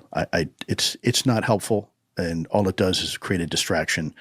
You don't want your president and vice president, getting in a dumb tit for tat. It's not productive. So there you go. So why didn't he answer the question? The question was, and I'm paraphrasing, what was Jay Stratton's role at ATIP? And he pivoted. He deflected. He went, well, Jay was one of the founding fathers of OSAP. But that wasn't the question. What was Jay Stratton's role at ATIP? And why is Lue Elizondo not in a position to talk about that? Because he said, Jay was the director of the UAPTF. He was integral in getting OSAP off the ground. But that wasn't the question. The question was, what was Jay Stratton's role in ATIP? Because what I've just shown you there that was in Jay Stratton's tweet, he says, I worked, progress made by those I worked with to investigate UAP for nearly 2 decades at the Defense Intelligence Agency and Naval Intelligence for OSAP and ATIP.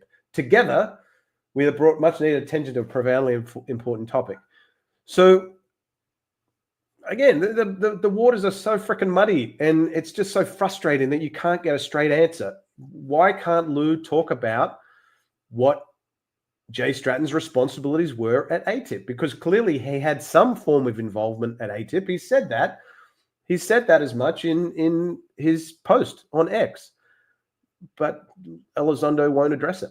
So I think there will be some very interesting information, hopefully, that comes out and puts it all into perspective and clears up all this bullshit, basically, because we don't know what is true, what's not true, what's a half truth, what's misinformation, what's disinformation. And unfortunately, it doesn't instill a whole lot of confidence and trust if there are lingering questions that do not get answered. If there are answers to questions that remain, we should keep asking those questions and do it in a way that's respectful.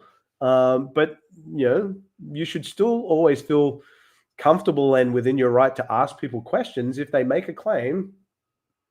Don't accept that claim on blind faith. Ask them questions in good faith. That's always been my tact or my approach anyway. So let's move away from Lue Elizondo, and I want to talk and walk you through a really good interview or panel discussion that took place only recently on ABC Radio National, a podcast show called God Forbid, where there was I'll pull up the website. I've added the link in the show notes below. So if you want to have a look at it, you can give it a listen in its entirety. But the name of the podcast episode, zoom on in for you. Whoops. It's called God Forbid. The name of the episode: Close Encounters of the Religious Kind: How God and UFOs Have Both Begun Religious Movements.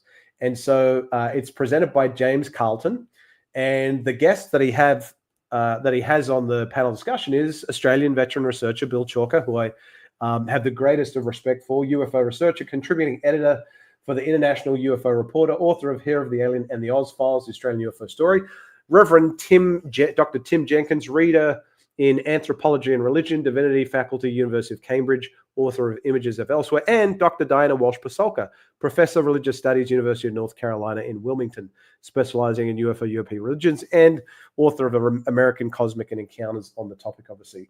So really interesting panel discussion. I won't play the entire episode for you, obviously, because it is about 50 minutes in duration. But there are a couple of clips that I pulled that you may find interesting. I certainly found them to be interesting from Bill. So let me play a couple of the clips here, and if you've got any questions or comments, feel free to opine if you want to put them in the chat. But this was a clip from the panel discussion. This was basically Bill Chalker talking on if and how UAP, the reality of UAP, has changed him. So listen to Bill's comments here.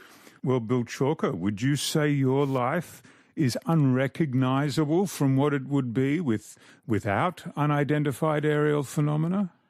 I would say that the subject incredibly enriched my life because it took me to places which I didn't think I'd be going to anytime soon. That's like exploring the UFO experience in China, through Asia, through Australia, Africa, all that kind of stuff. What about changing your way you think about yourself in the universe? Not really, simply because I've tended to focus on the physical evidence side of it. And when you get people like atomic physicist Harry Turner, who had a classification, he was asked by our own Australian Air Force intelligence back in 1954 to do a scientific appreciation of the data that they had at that point. And he concluded in a secret report to Air Force intelligence back in 1954 that these represented probably extraterrestrial craft. He went on to be the chief health physics officer at the British Australian Maralinga bomb trials and was recording phenomena there, and also coordinating with people at Woomera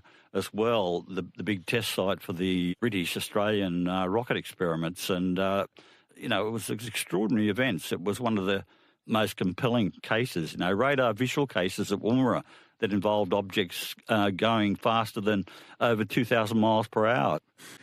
Well, Bill Chalker, would you say your life is unrecognizable from what it would be with? We don't want it to loop there. So, interesting comments from Bill. Obviously, he went on to a bit of a tangent there and talked about Harry Turner and the work that he was doing at Woomera and the sightings that have been reported in and over Woomera, and that I've covered in this on this YouTube channel a number of times. And interesting synchronicity is Harry Turner for a time was based at Woomera. Tom Morgan Dalton, who was interviewed by his grandson Reese Morgan Dalton interviewed Bill. I think only late last year. Great interview. I've linked it in my last month's live stream. So if you want to listen to that, feel free. And also my late uncle, Des Barnsley, was the project manager of a top secret project known as RESAT, which operated out of Woomera. It was Australia's endeavor to launch its very first satellite into space. So the fact, and that's a strange connection that I have, 6 degrees of separation, if you will, on Woomera and Harry Turner and Tom Morgan Dalton. So just interesting comments there from Bill. And Bill went on to talk a little bit more about Harry Turner in some other comments during the panel discussion. Bill Chalker, it looks like you're not going out of business anytime soon. No, I think I admire the work that Tim and Diana are doing, but to me, they're kind of like in catch-up phase. I know Diana in particular has done the deep dive and all that kind of thing and intersected with government and clandestine players. I've done the same over decades, and when you get government scientists like Harry Turner, who went on to become the head of the scientific intelligence section of the Joint Intelligence Organisation, and he's telling me, personally I met him and discussed this with him directly to confirm it, that the UFO phenomenon at that time, he was coming across multiple cases. As I said earlier, Harry Turner was stationed at Woomera and at Maralinga. It was very powerful evidence, radar visual cases from Woomera, the Black Knight pre-launch situation. That was actually reported by the officer who was out there at the target location of the rocket launch, and he's telling the scientists who were there monitoring the launch or about to monitor the launch that there was a UFO coming in onto the range. And so all the scientists who were about to launch the Black Knight, they all witnessed this bright metallic egg-shaped disc. And there's such a richness of evidence when you do the deep dive. And he's talking, of course, there about Tom Morgan Dalton and the sighting that he had during this Black Knight satellite flight that was scheduled for launch. So yeah, again, just a very interesting connection. It's funny how your past, and in my instance, my family has a strange indirect connection to this topic and some of the most top secret installations and scientific test sites in Australia, being Woomera, and that was my uncle on my mother's side of the family, and my uncle on my father's side of the family authored a work of fiction a number of years ago called Majestic 12, and goes deep into the Roswell and Majestic 12. I think I've got it on the bookshelf somewhere behind me, but yeah, interesting indirect connection. But so Bill goes on to talk about quite a few other topics in the panel discussion. I'm focusing just on Bill for the moment for the Australian context, and we'll bring Diana Pasolka, her comments into it in just a moment. But Bill was asked a question really about stigma and ridicule, and these were his comments. I've never really experienced much in the way of ridicule other than mainly through the media and that kind of thing. But, it goes like water over a duck's back to me. But the phenomenon is definitely real. It's a question of what does it represent? And it's been there for literally the entirety of much of the 20th century and continues today. And there's plenty of evidence to indicate that it goes back a lot earlier. Here we are in the relatively new studios of the ABC at Parramatta, and since 1975 I've been haunted by a Parramatta mystery that took place way back in 1868. And here's a Parramatta surveyor who reported and wrote a diary in a journal about a apparent craft, an arc-shaped craft that landed in Parramatta Park way back in 1868. And he went on to have a whole string of experiences that seemed to be like a classic contact experience. And we've been able to verify that in fact was real, in the sense of he actually experienced it, he described it, he reported it in the subsequent newspaper reports, etc., and was actually supported by one of the former mayors of Parramatta, that kind of thing. So there was a lot of documentation, but it was hidden, and it was a hidden story that only became available to me back in 1975 when I came across a copy of his memorandum book. But all of that's been subsequently confirmed through historical newspapers and archives.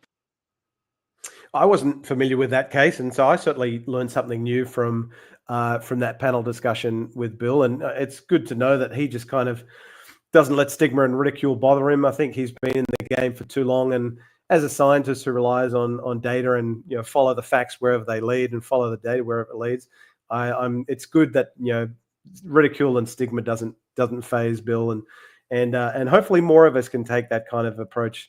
More in the scientific and academic community can be courageous enough to start proactively engaging on this topic and the conversation, and not let the fear of stigma and ridicule prevent them from entertaining their curiosity. So, but yeah, certainly an interesting case there from Bill. Parramatta, I used to live in Sydney. I mean, it's only about 45 minutes away from where I live. So I was not familiar with that case. So I learned something new. So later in the panel discussion, Bill Chalker goes on to talk about another famous case, and this specifically has to do with religion. So Father Gill, there's a famous sighting that he reported in Papua New Guinea that Bill Chalker provided some commentary on, and then Diana Walsh-Pasolka kind of weighed in the conversation as well. So let me play this clip for you. It is a recurring theme, isn't it? This idea of, we have the Nation of Islam, but also we heard about the sort of creation story as Diana explained it. But there's many stories of ancient and lost civilizations having contact with some other figure or force. The stories and legends are littered with them.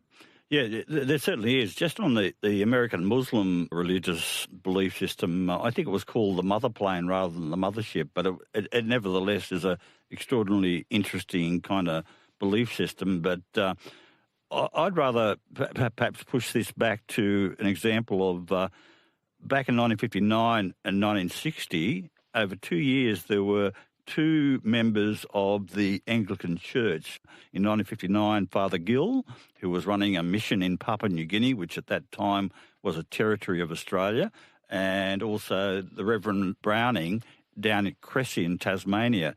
And the reason why I introduced those two gentlemen, they're both priests, and they had major contributions to huge waves that developed both in Papua New Guinea and also in Tasmania in 1960, and with Father Gill in 1959. And he was actually a notable skeptic running a mission at Bowenai in Papua New Guinea. And but on two consecutive evenings, he and the missionary people and also the natives all witnessed the arrival of what appeared to be a craft that came down to quite a low altitude. There were actual animate beings on top of the craft, and they attempted to communicate with them by torchlight.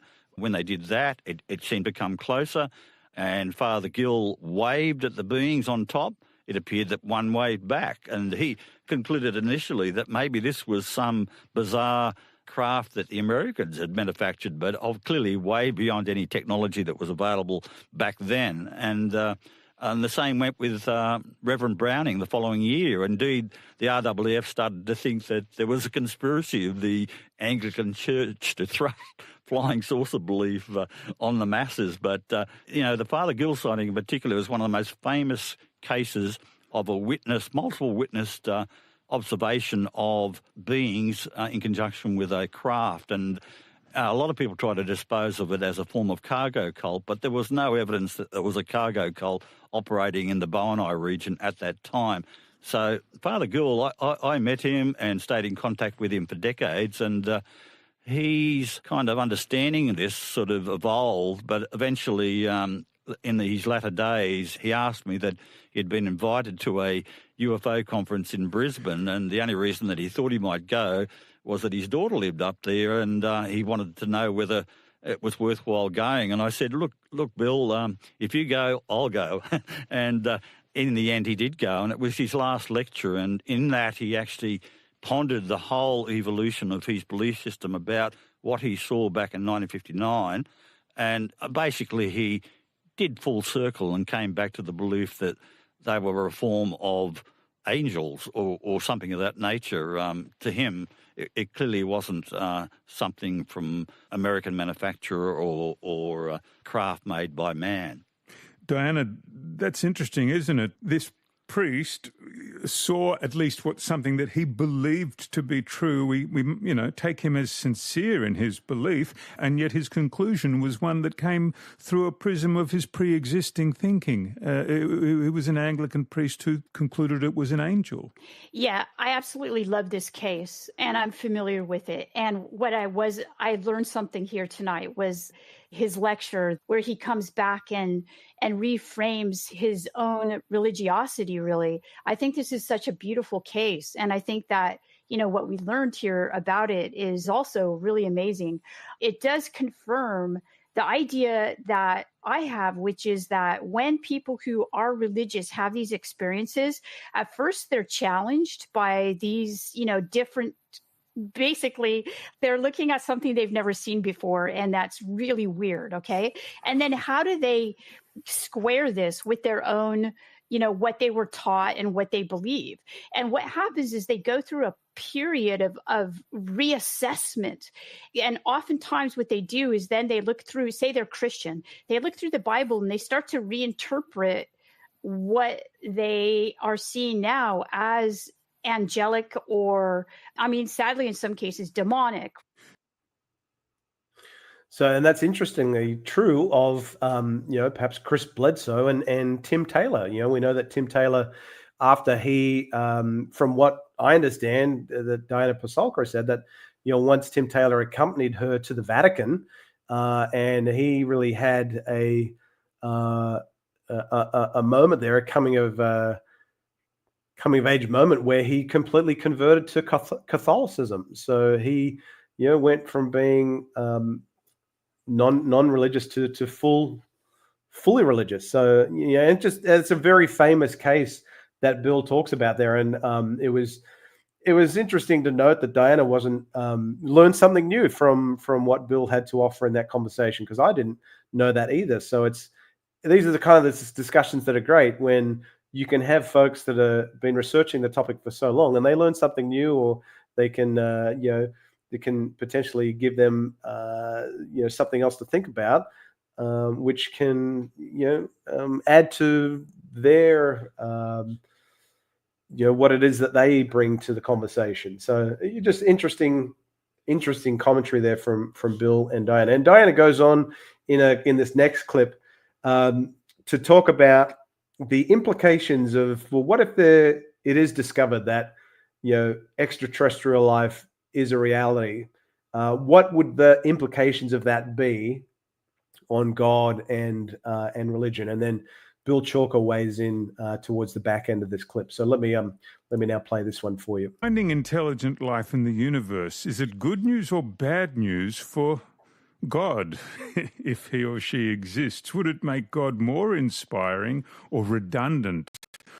What do you think, Diana? You've actually argued that atheists and secularists have more to lose if extraterrestrial life is discovered. Yes, I have, and I believe that. So I think that the people who are religious practitioners have already committed to a worldview where non-human intelligence exists, right? So if you're Buddhist, bodhisattvas exist. If you're Christian, angels exist. And, these are not forms of non-human intelligence. So they're already committed to this. So it's not such a huge step to recognize possible ET or possible interdimensional non-human intelligence. And Bill Chalker, what do you think? Christians hold that human beings are in the image of God. If we, find other forms of intelligent life, or they find us, what image will they be in? Well, I think people will sort of rationalise and actually incorporate these sort of discoveries, etc. I don't think it's going to be mass panic and major revision. People will continue to believe, and they will see it as a reinforcement of their belief systems. So, I mentioned the other Anglican priest, Father Browning, in 1960 in Cressy in Tasmania. One of the bizarre things there was that he had an observation of what appeared to be a mothership in daylight, and smaller objects came from it. It was kind of pooh-hooed by the media a lot, got a lot of publicity, but as it turned out, the RAAF files that I examined revealed that there was a classified document there that showed that a US military aircraft was actually flying in the region and actually witnessed a UFO themselves during that wave of sightings over Cressy that the Anglican priest was also a witness. But additionally, the investigator that the RAAF sent down, he was totally convinced by what Reverend Browning and the others at Cressy had told him, but the RAAF and the powers that be decided that they would ignore his investigations and just write it off as some sort of weather anomaly. But years later, Waller, the RAAF officer that was sent down there, was so convinced by what Browning had described to him that he went on to create an actual design of a flying saucer, a man-made flying saucer. He actually patented that and put those plans through and tried to create that craft. So that's an indication of the power of the UFO subject and the flying saucer subject and the UAP subject to, I guess, have a major impact on people's lives. Again, I learned something new from listening that I had no idea about that case or the the profound impact that an experience would have on someone that's of very religious upbringing, or they hold very strong religious beliefs, and they would be really profoundly impacted by their experience with the phenomena. And I think Bill makes some really interesting points throughout this panel discussion, along with Diana. And I didn't play any there from from the Reverend, but he adds to the conversation as well. Because again, I wanted to keep it centric to Australia. So do check it out. Again, link in the show notes below. So just a very, very interesting discussion. It's really promising to see that the Australian news media, this is now another podcast that the ABC has done where they're really taking the topic of UAP seriously, and they're doing away with the tinfoil hat stigma and ridicule. They're not playing the X-Files theme throughout the segment. It's actually a very honest, serious discussion on the UAP topic, and it's very promising to see. It was also promising to see that those that live in Melbourne will, I think, or may have national coverage, I don't know.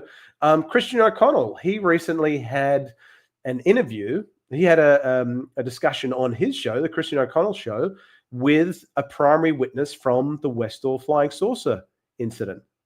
And again, I've linked this in the show notes for you. So I'll just pull up the website. So if you do want to have a look at it, you certainly can at your leisure. I'm going to play it for you in its entirety. Hopefully I'm not going to get with a copyright strike, so we'll see how we go. But let me just show you. This is the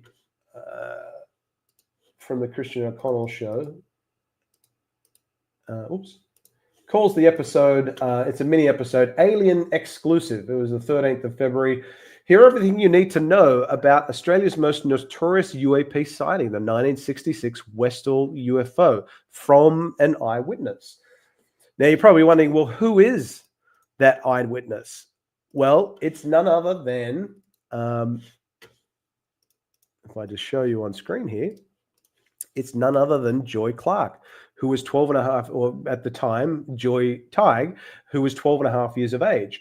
And I've had the privilege and pleasure of meeting Joy, now Joy Clarke, in person, and she was generous enough to give me some of her time and go on camera to answer a lot of questions that I had of her experience in the Westall incident in general, in a documentary that I was able to put out a couple of years ago called The Westall Witnesses. And I've linked that in the show notes below if you're interested to look at it. But I want to play for you this interview that she has on the Christian O'Connell Show, because it is very interesting. And it really, when I was listening to it, it kind of really validated a lot of the information that I'd received from numerous primary witnesses. Obviously, Joy has kind of curated some of what she's sharing from what she heard from other witnesses as well. But it really reinforced my understanding of what happened on that day, or what they saw, what they said they saw on that day. So let me play this clip for you. The first 50 seconds is just commercial, so I'm just going to avoid that for the moment. But if you do want to have a look at, there's still a lot of mystery surrounding. Wait that for the go. If you do want to have a look at, I'm going to show you a brief recreation of the Westall flying saucer incident that I actually incorporated into the Westall Witnesses documentary that I did. It's a slightly different version of the recreation that I used as a trailer, but it kind of gives you because you can only hear what Joy is going to be talking about in this interview, and the recreation that I did is will kind of give you a visual representation of what she's talking about in this interview. So if you want to check out the Westall Witnesses documentary, feel free to do so. The links in the description below. This is the Christian O'Connell Show. So here we go. Let's play this now for you. Yesterday on the show, then, we're talking about this UFO story here in Melbourne in 1966. I'd never heard of the story, and we're asking at the end of the show if there were any of the then children that are around now that we could hear their eyewitness account of what happened with the 3 UFOs. I got a lovely email from a lady called Joy, who was 12 at the time in 1966, said she'd be happy to speak to us, and she joins us now. Joy, good morning. Good morning. Listen, thank you so much for speaking to us today. We're all really interested in what you saw and, what it was like, Joy, if you're happy to go back there. Oh, absolutely. And first up, it's a true story. It happened. Believe you me, it happened. And as you said, I was actually 12 and a half, but there you go. And so where do you want me to start? With at what happened with how I sort of saw them in the first place. Exactly. So, what was it? Was it in the morning? Was it the afternoon? What class no, were you look, in? it was 10:20 in the morning. I was in science class, and it was coming up to morning recess. And a student, it was a female, ran up to the door, flung the door open, and said, "Mr. Greenwood, there's flying saucers in the sky, there's things in the sky." Well, of course, we all just burst out laughing. Yeah, right. Yeah, of course. And anyway, then of course we got a bit restless because we wanted to go outside and have a look, but he made us wait until the bell went, and it went a couple of minutes later. Hang on a minute. There's 3 UFOs up the sky, and old Mr. Greenwood's going, hang on a minute. Come on, pack away your Bunsen burners. Still got a couple of pages of killing Mockingbird. Right. Yeah. Look, he was a brilliant teacher. He was quite young. Anyway, so we all finally get out the door, down the corridor. Of course, we're told not to run, but we were all walking very quickly, and out through the corridors and out onto the oval. And there was all the other kids that were out there playing sport that had been out there earlier. They were doing, PE, playing cricket and football and all stuff. So they'd already seen them and came round across the oval and stood there and looked into the sky. And, oh, my God. What did you see? Yes, What did you see? Well, I saw 3 flying saucers, and that's the way I could describe them. They look like flying saucers, like things that we'd seen in comic books and, whatever else. So that shape, that saucer shape, and with a sort of hump in the middle. And I was really, really excited, but I was transfixed. I just stood there and I was concentrating so much on what I was looking at because I wanted to take in everything that I was looking at because I'd never seen anything like that before. And apparently there was pandemonium happening with noise and what all sort of stuff, but because I was so fixated on what I was looking at, I don't remember that noise that was happening. My elder sister does. She was there too, but she was around the other side of the school, and she said, "Oh God, some of the kids were going off their tree. They were hysterical." I wasn't. I was really, really excited, and it was just incredible, And what colour were they, Joy? What are they, like grey? Silver. Yeah. Silver. Yeah, silvery. And hovered, and the way they moved was just incredible. They could go straight up in the air. You'd look, and all of a sudden they were to the right, and then all of a sudden one was over the left, and then there was one in the middle, and then they were hovering over that. There was a big power line down the bottom of the paddock, or not the paddock, the oval, an electricity pylon, and they were hovering over there and moving back and forward, and it was just amazing. It was incredible. And then after a few minutes, a few minutes, they were moving all over the place. And then some light aircraft came from Moorabbin Airport because we're extremely close to Moorabbin Airport. And we were used to seeing planes all the time, so we knew what they were. They were little Cessnas or something. And they came, and it turned... Eventually, it was like a game of cat and mouse. They had to come in, and they were trying to circle these things, and all of a sudden they'd get really close, and the saucer would just fly up straight up in the sky at incredible speed, or move over there, and they had to go and turn around and come back, and so it was like they're having a game with them. It was really quite ironic what was going on there. And did they have any windows in the alien craft? Could you see any aliens? I can't. That's one thing I really can't remember. Yep. There possibly, some of the other people have said there were lights and everything on the bottom and stuff. I mean, I have a friend who came within touching distance of one, and and she's a very reputable witness as well. And she said there were that sort of small lights, and because it was on the ground or hovering in front of her, and anyway, they were in the sky, and that went on, and then all of a sudden they disappeared and went up in the sky and went back over towards the Grange. Now, the Grange, in those days, it was quite a rural area, and it was only a very, newish school. And we had market gardens, we had bush, we had, pine trees, all sorts of stuff. There was an old abandoned house in the Grange that we used to... and it was an area where kids went after school and played and on holidays, and we used to do our cross-country runs through there. and some of the kids had bolted over the fence and taken off after them to have a look. And then, pardon me, they were gone for a few minutes. I really wish I had a ran too, but I was too frightened because I was not frightened, but we weren't allowed to leave the grounds in those days, and we'd really get even in if it was trouble. alien craft, yeah, especially that's actually. right. Yeah. Mr. Greenwood saying, everyone back to class, come on. That's right. That was the thing that they couldn't do either. They couldn't get anybody to go back to class after what happened.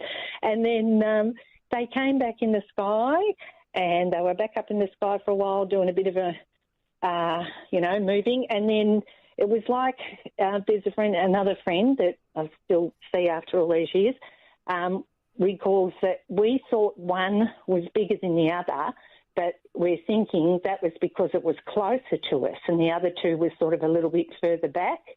And then the big one in the middle just went straight up in the air. They love doing that side. move, don't they? I think they call it the alien yo-yo.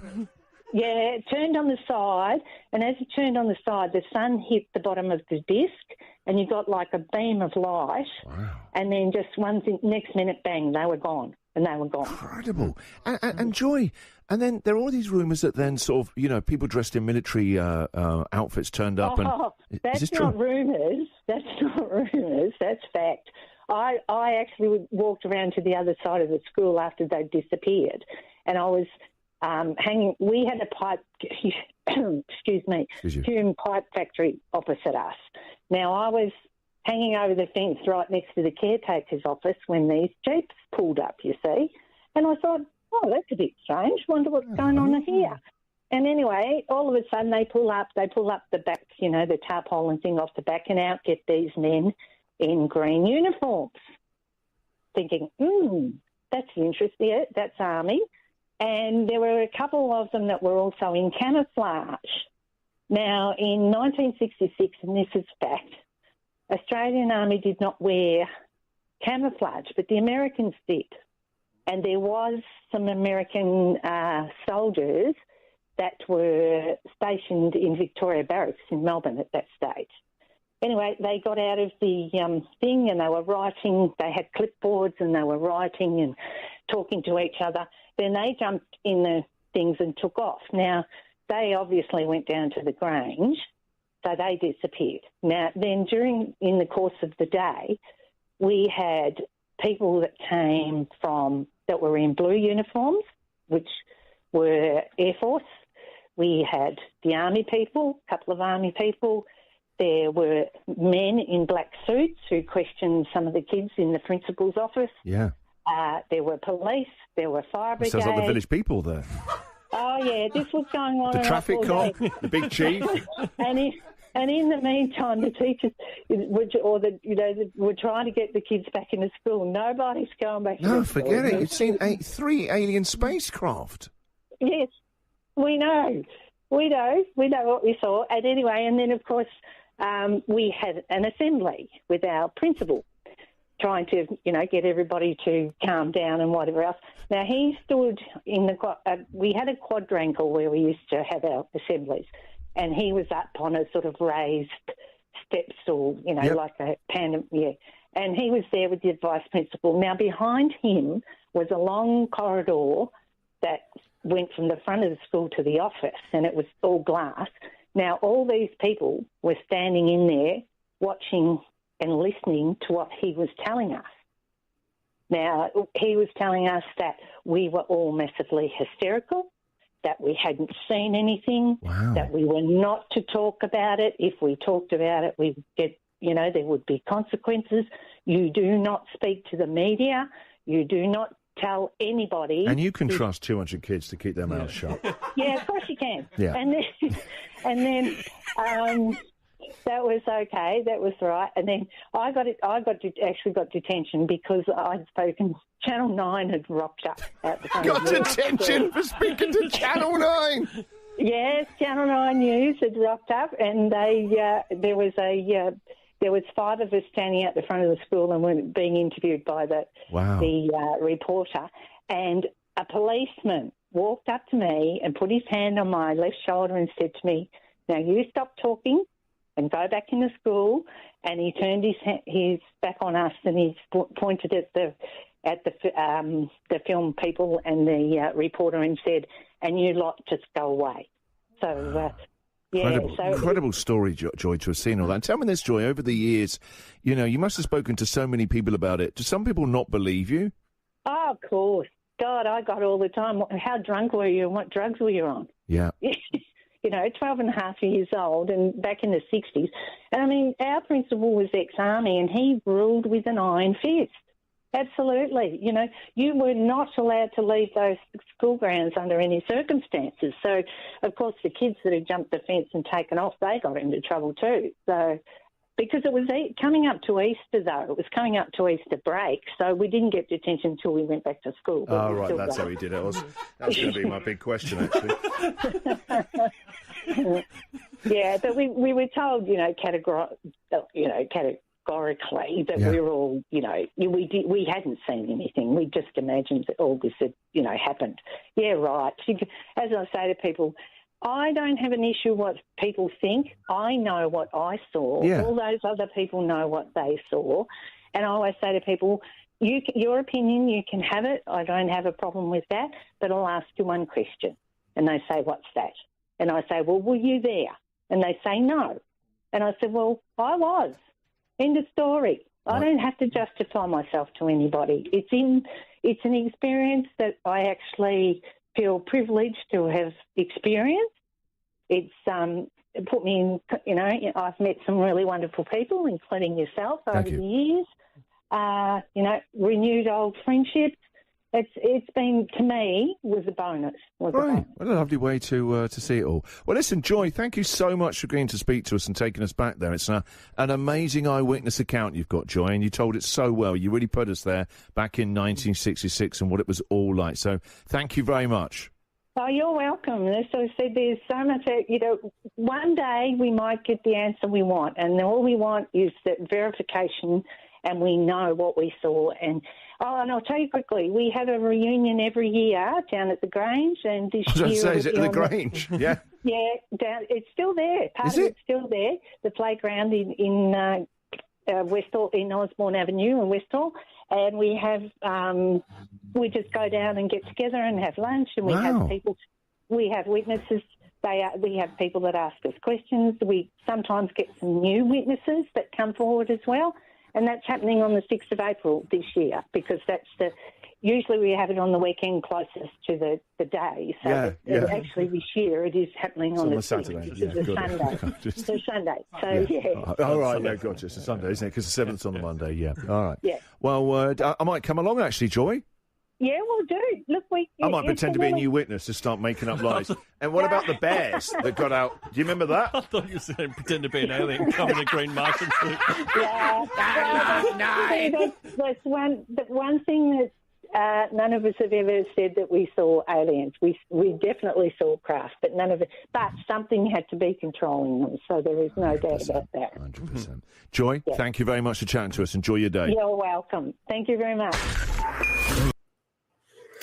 So just fascinating, excuse me, to hear from Joy again in long form format. I mean, I was again fortunate enough to get her answer some questions on camera and talk in a group setting at the Grange actually a couple of years back. So if anyone is in Melbourne or if you're in a state and you're interested to get along to the anniversary of the Westall flying saucer incident, 6th of April, 1966 is when it went down, but so 6th of April this year is when everyone gets together for a reunion, and that was the reunion event a few years back that I went along with my trusty iPhone, and it was able to get some folks on camera to recount their memories and their recollections. So again, just some fascinating comments from Joy.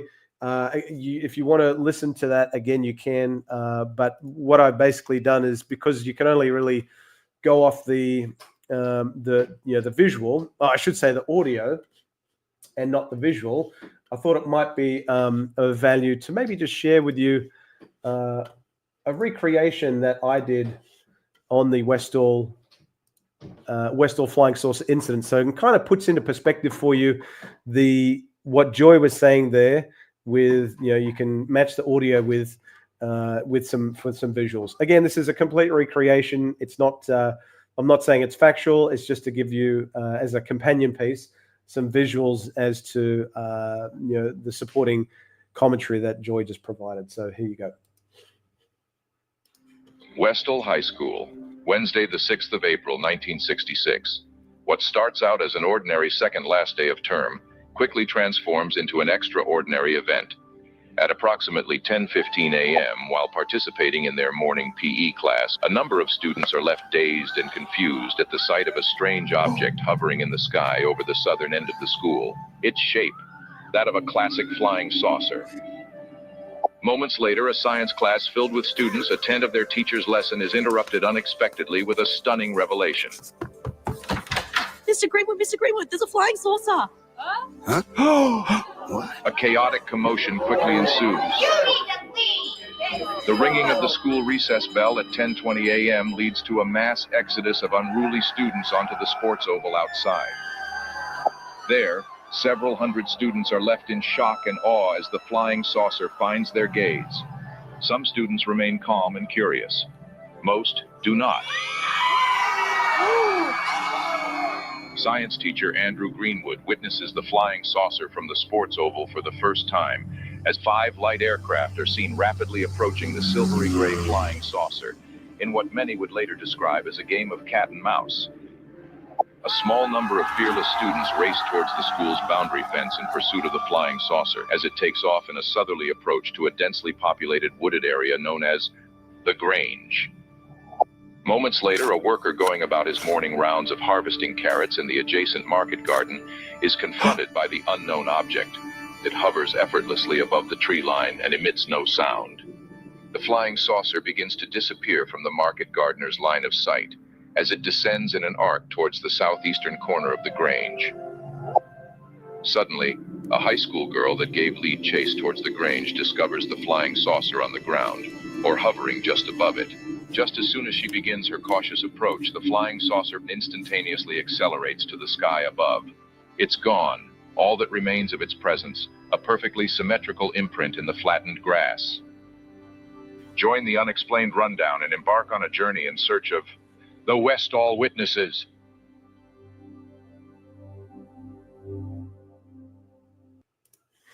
There you go. So again, I think the frustration from a lot of these primary witnesses is that to this date, they were told to shut up about it, and that's what I think they've found so frustrating. And that it's so frustrating as a researcher, and even for them, I imagine, and just folks that have an interest in this case, that there's been no official statement or government record at a federal, state, or local level that's come out to provide any explanation as to what was observed in the sky above Westall High School or around the Grange area on the 6th of April, 1966. Almost 60 years later, there's still no official explanation, and there's no official documentation to give us any clues as to what truly happened that day. I mean, there's a comprehensive report that was authored by someone for the Department of Supply, but as with all classic UFO cases, that report has failed to see the light of day or has been destroyed. So it's Westall flying saucer incident is just one of those cases that's just so incredibly fascinating, but also so frustrating that there's no additional information that can give us some clues as to what actually happened on that day. So if you do want to have a look at the documentary that I did a couple of years ago, obviously please feel free to have a look. The link is in the description below, so you're certainly welcome to take a look at it at your leisure if you so desire.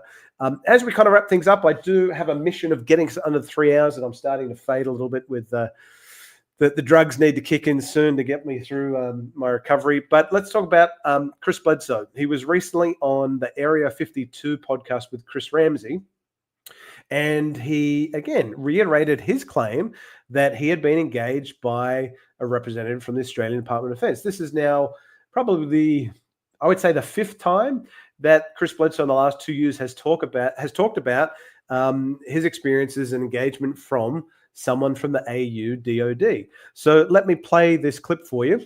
It just, again, is just so fascinating that, if the Australian Department of Defence really does believe that there is no scientific or other compelling reason to devote resources to the investigation of UAP, and Chris Bledsoe's claims are true, then why is the Australian Department of Defence engaging him on the phenomenon when they don't believe it exists? So just interesting. So this is from the interview that Chris Ramsey did with Chris Bledsoe for his Area 52 podcast. Guilt, once again, Chris calls out to the heavens as he once did. This time, he's met with something else. An entity. An entity that he and the government refers to as the lady. So, fast forward 5 years later. Now we're talking 2012. And this is the lady. You asked me about the lady. Everybody talks about this figure, the lady, in my book. This lady got the attention of the Vatican, to every branch of the government, and to several foreign countries. They're all interested in this experience. I'm going to name an agency. You just say yes or no, whether they contacted you, whether you had contact with them. Is that something you're comfortable with? Sure. You don't have to name names. All right, cool. CIA? Yes. DIA? Yes. DOD? Yes. NSA? Yes. And many more. NASA? NASA? Yeah. NRO? Yeah. National Reconnaissance Office? NRO, really? Yeah. Ministry of Defense? England? The DOD of Australia?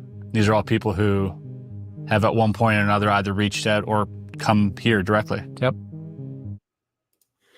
So there you go. He's reiterated it again. And I've made it a mission of mine to try and uncover more information, just like the claim that Dr. Stephen Greer made. I'm trying to find information that can validate or refute the claim that Chris Bledsoe made. So, very, very interesting. And, it's funny that others seem to be taking that same sort of interest as well, because I obviously had some questions following this this interview, and I'd actually posted, posited the question that I just mentioned. If what Chris Bledsoe says is true, why did the AUDOD take an interest in his experiences with the phenomenon when to this very day it's maintained its long-held position that there's no scientific or other compelling reason to devote resources to the investigation of UAP? And I'm not the only one that's asking these questions. You had Belinda Hart, who posted publicly on X. She reached out to, at mentioned me. She had submitted a FOIA request, and she was asking me, Chris Bledsoe, Ryan Bledsoe. She said, they need a name, please, regarding your defense. And this is obviously what her FOI request had mentioned to Belinda. Regarding your defense FOI request, 614-2425, the Defense Freedom Information Team are seeking some additional information regarding Mr. Chris Bledsoe and who he may have corresponded with within the DOD, I should say. And that's where the frustration is. Unfortunately, while I certainly applaud Belinda's effort, I don't think she's going to have any success with a request of this nature, because if you don't, FOIA is like, you got to kind of hit the Goldilocks zone. If you're too general, you're not going to get any results back. If you're too specific, you might just completely miss the mark. You kind of have to find that sweet spot. So, I have not submitted a Freedom of Information request to date to the Australian Department of Defence requesting information pertaining to Chris Bledsoe, because I have no idea who to submit that FOIA request to, or who to target it towards within the Australian Department of Defence. Navy, Royal Australian Air Force, Army, Defence Base Command. Is it another sub-component or subsection of one of those agencies? Now, if it's Defence Intelligence organization, DIO, they're exempt from FOIA. So if it was a Defence Intelligence representative, then you can bet your bottom dollar we're never getting any information from the government regarding any potential engagement that Chris may have had with a representative from the DOD. So that's why I've kind of nudging Chris along as much as I can to try and get more nuggets from him, breadcrumbs that might reveal, shed some light on just potentially who it is he may have had engagement with. And so I asked him the question. I said, "Hi, Chris. May I inquire as to how you vetted the individual who engaged you and claimed to be a representative of the Australian Department of Defence? How did you verify their bona fides? So how can you be so sure and certain that they are who they said they are? How do you know that they were with the Australian Department of Defence? What information, what documentary evidence or credentials did they show you that satisfied you that they were who they said they were?" Unfortunately, didn't get a response from Chris. The only time I've been able to solicit responses from Chris is when he's been live on an X space, and I've had an opportunity to ask him a question directly. So that continues to be lines of inquiry on that front. Let me now take you, as we kind of come to the back end, I do want to talk, whilst we're talking about UAP in an Australian context, let's talk about Ross Coulthart's show Reality Check. He recently had an Australian or New Zealander who lives in Western Australia now, Dr. Andrew Morgan, come on Reality Check and talk about his observations of glowing orbs and rods in the Pilbara region of Western Australia. Now, I think it was a little bit, probably a little bit of a falsehood to label it as Australia's Skinwalker Ranch, because Skinwalker Ranch is renowned for high strangeness. I would not say that it is comparable to what is being described that's happening at the location that Andrew Morgan has done his research. But it's certainly interesting nonetheless that there is some what appears to be anomalous activity happening in this region where Dr. Andrew Morgan is doing some data collection and research. And, I don't have any, opinion either way. I just, like anything, I just want to listen to what they have, someone has to say and use that information to inform my own decision as to whether I want to do something that can, further my interest of that subject matter, whether it's, following leads on Chris Bledsoe's claims or Dr. Stephen Greer's. I just found Dr. Andrew Morgan's comments on this discussion with Ross quite interesting. So let me play for you a couple of clips. I've again linked this in the show notes below. So if you do want to have a look at it, feel free. Here is our first clip with Dr. Andrew Morgan. Those images. There's a beautiful image that you've sent me on video that you captured of, it almost looks like a sun. It's a solid white spherical object moving very slowly, tracking past trees, presumably right in front of your campsite. And it moves across open sky, across trees again, and then disappears out of sight. Was that one of your first classic sightings of the spherical orbs that you see in the outback?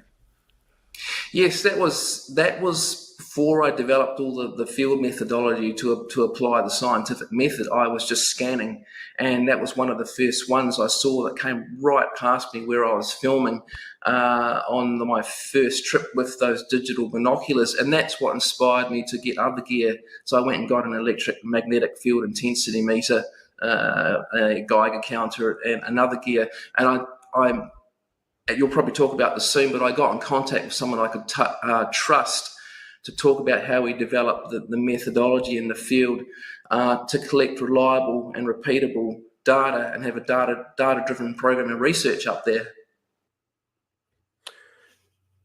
So what's obviously hard to take away from that very brief snippet of visual that was displayed on the screen, it's hard to kind of get a sense, discern anything pertaining to scale. Is the scale of the object that's being depicted in that footage equivalent to the size of an insect?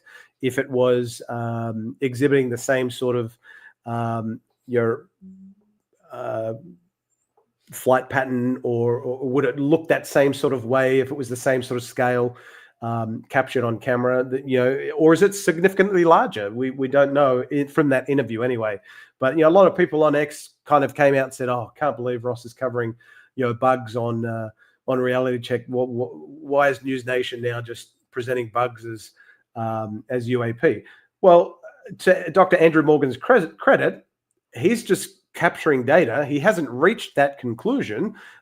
He's of the opinion that more data should be collected. And I think, I don't have an opinion either way. I just think it's interesting that at least someone's getting off their backside and going out there to try and capture some data. And if it turns out to be completely prosaic, well, then they've answered that question, right? Or if it's something that's worthy of further scientific scrutiny, then that's something that should be considered as well. So let me show you, play for you another clip.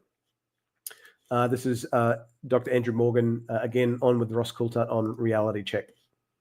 Artifact. It would occur incidentally. It wouldn't occur pretty much all the time.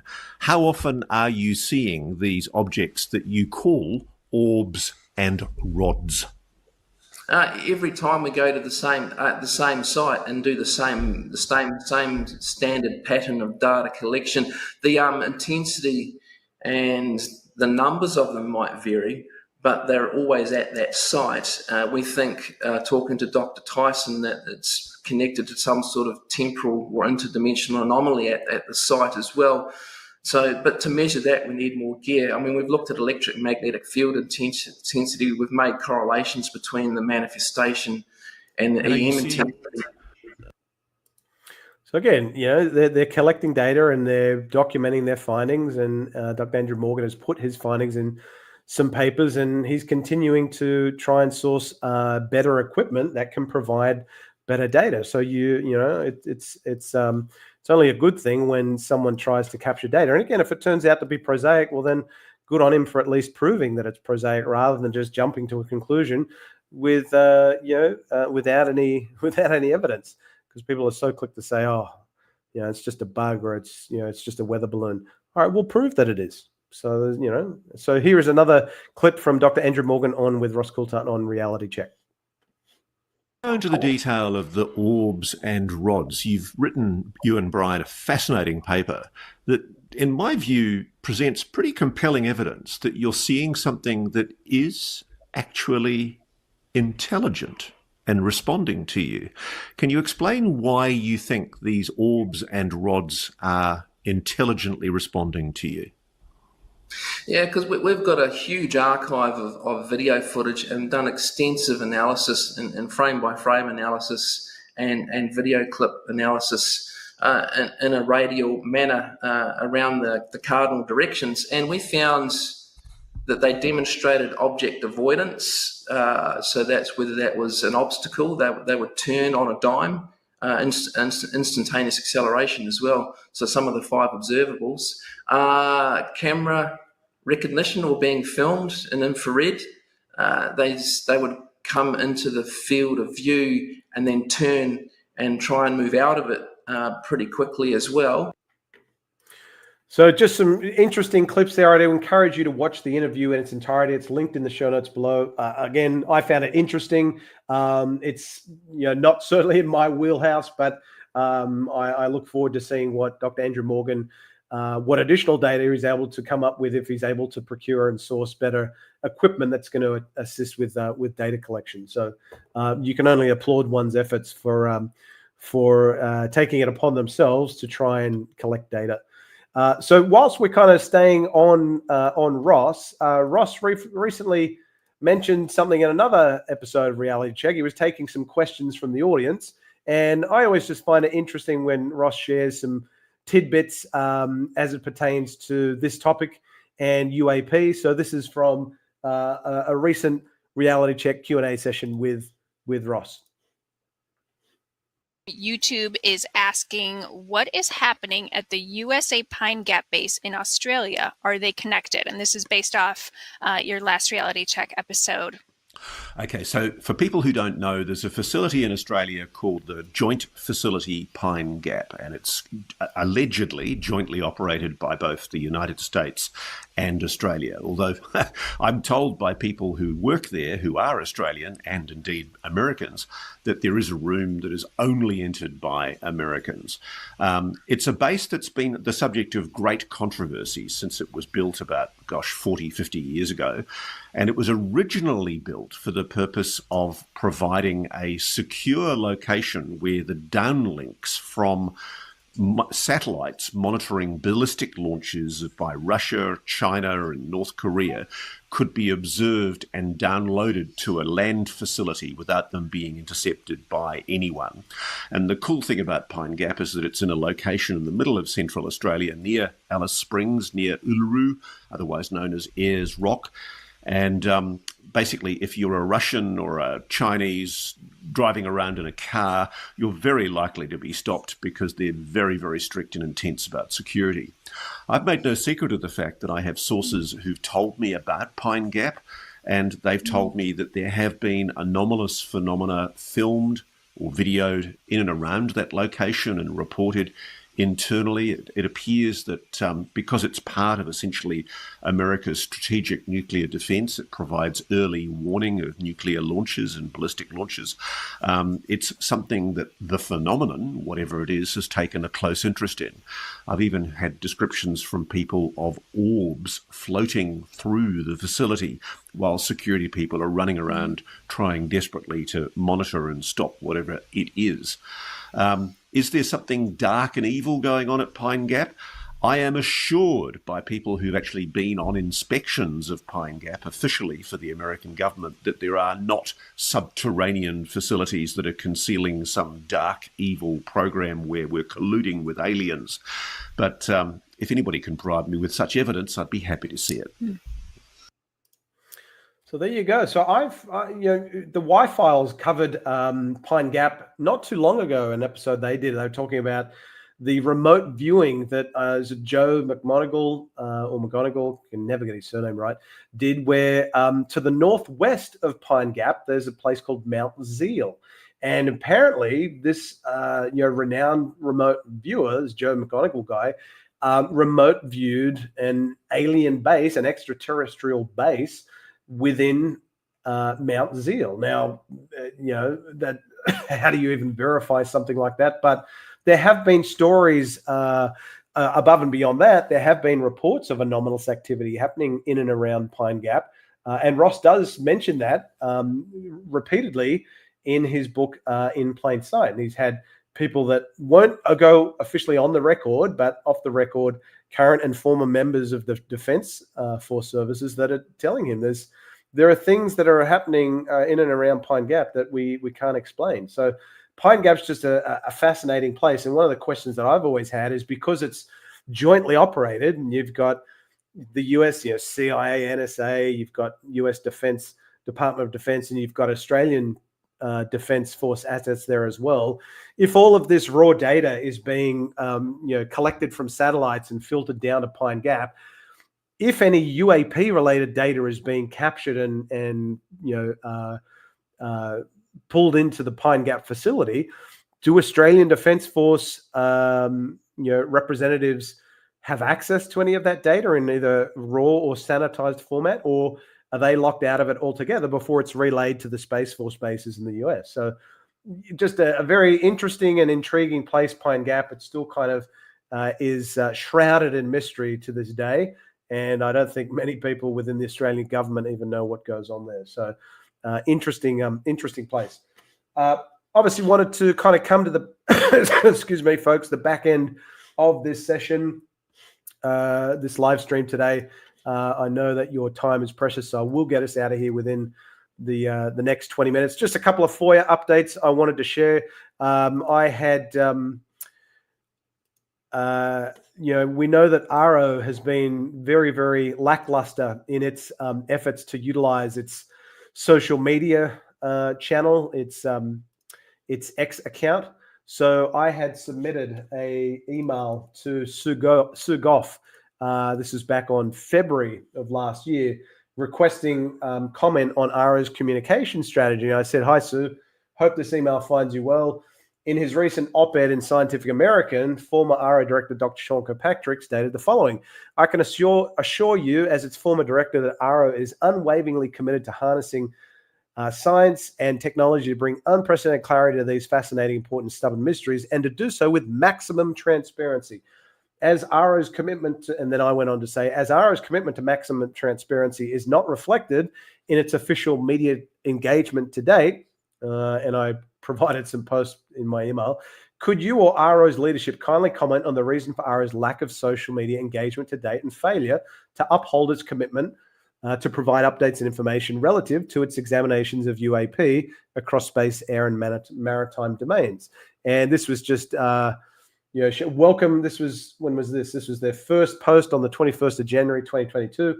"Welcome to our official account." And then they made another post in July 2022. And, basically how many months had passed? Only 2 posts through to from 2021 to mid 2022. And so I said, could you also kindly confirm if and when ARO plans to implement a formal communication strategy for ongoing engagement with the general public via its official social media channels, including X on Twitter. Many thanks. So I didn't get a response from Sue straight away, as is usually how it works. So I sent a follow-up email a couple of days later saying, "Hi, Sue. Hope this follow-up email finds you well. Just circling back around on my request for comment. Are you and/or ARO's leadership able to provide official comment?"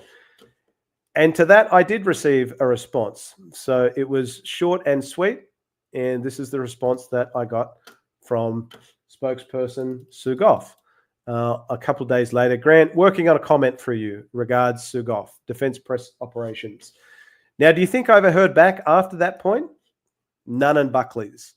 So I had pestered Sue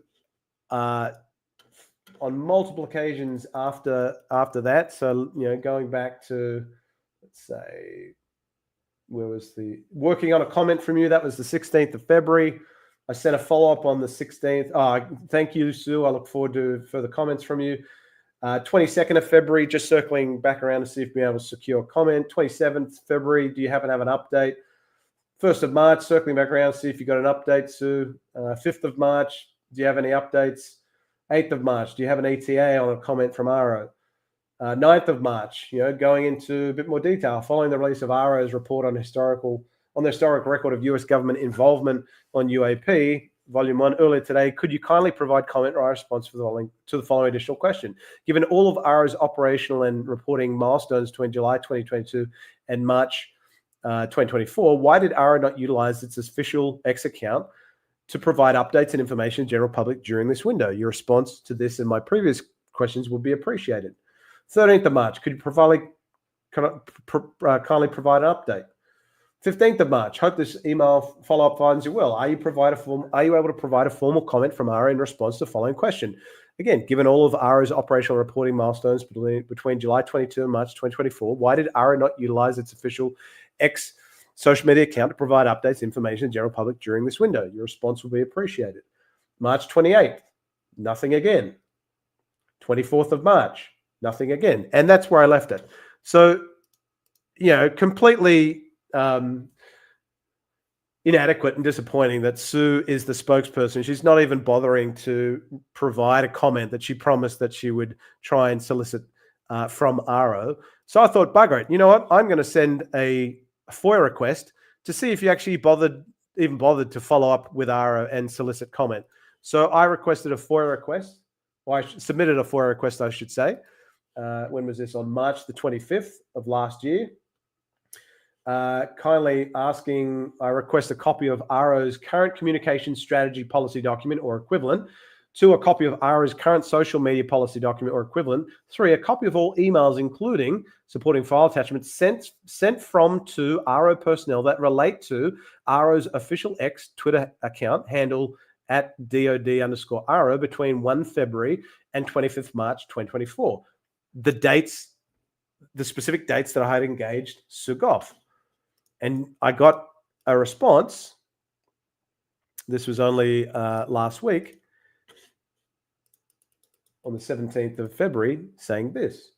The Office of the Undersecretary of Defense for Intelligence Security, a component of OSD, conducted a search of their record systems based on the information provided in your request. After thorough searches of electronic records and files of OUSDINS, no records of that kind you described could be identified. So did Sue Goff even bother to reach out to ARO in writing and request a comment? If she did, there would be a record of that comment or that record of comment solicitation.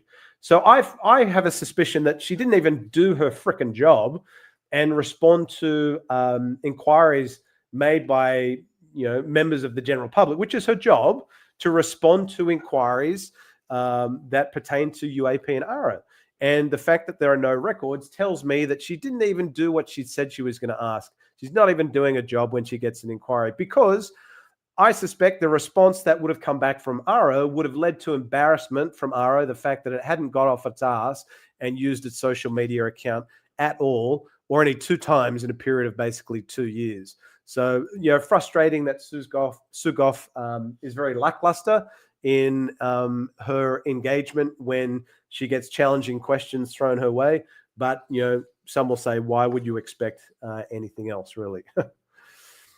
All right, as we kind of come to the back end, folks, I just want to cover off on, we've got only a few minutes to go, so I'm just going to show you one thing that's what's ahead in the not-too-distant future. Next month is Avalon 2025, the premier Australian International Air Show and Aerospace and Defence Exposition. I had the good fortune of going a couple of years ago, Avalon, Melbourne in 2023. My first ever air show. I'm going next month with my family, taking my daughter and my little fella along to it. So get the earmuffs for him for when the big heavies are flying by. But it's a really fascinating, if you've never been to an air show, I'd certainly encourage it if you're in Melbourne. And now let me give you a little taste of what I was hoping to achieve when I went 2 years ago, which was to engage some of the defense contractors that were exhibiting their wares and try and get them to answer some questions on UAP. So let me just show you. Let's see if I can pull this up for you. There we go. So this is just a brief preview of what I covered last year. Let me just pull this up for you. By the way, actually, I'll pull up the website for the air show. So if you the link is in the description below. So if you're keen to check it out, it is a pretty cool event. What is interesting, obviously, the trade days. If you work in defense, 25th to the 28th is when there's the defense contractors kind of on showing, having their breakout sessions, and then the 28th to the 30th is the public show. So I'm not eligible to go on the trade day, so I'm going on the Friday the 28th. And it's a really cool event, great for the kids as well. But let's have a look at the 2025 stakeholders and sponsors. Oh, look at that, major industry sponsors. You've got some of the folks that we've heard about time and time again in allegations of reverse engineering programs. Boeing, Lockheed Martin, Northrop Grumman. Where have we heard those names before? So this is my kind of a recap of my attempts to engage some of the defense contractors in 2023 on UAP. I was even on the lookout for my good friend Chief of Air Force Air Marshal Robert Chipman to see if I could quiz him on UAP, but he was nowhere to be seen. So over to the exhibition hall I ventured, as I was keen to have a chat and check out some of the large US defense contractors. There were tons of people in attendance, and I was keen to make a beeline straight for the USA Pavilion, where there were some large players: Teledyne FLIR, Raytheon, Northrop Grumman, and developer of the F-22 Raptor, our good friends over at, yes, that's right, Lockheed Martin. The US Department of Defense was also on show, with key representation from the Army, the Marines, the Navy, the Air Force, and yes, that's right, Space Force. But after studying the exhibit list from A to Z, I quickly became quite concerned.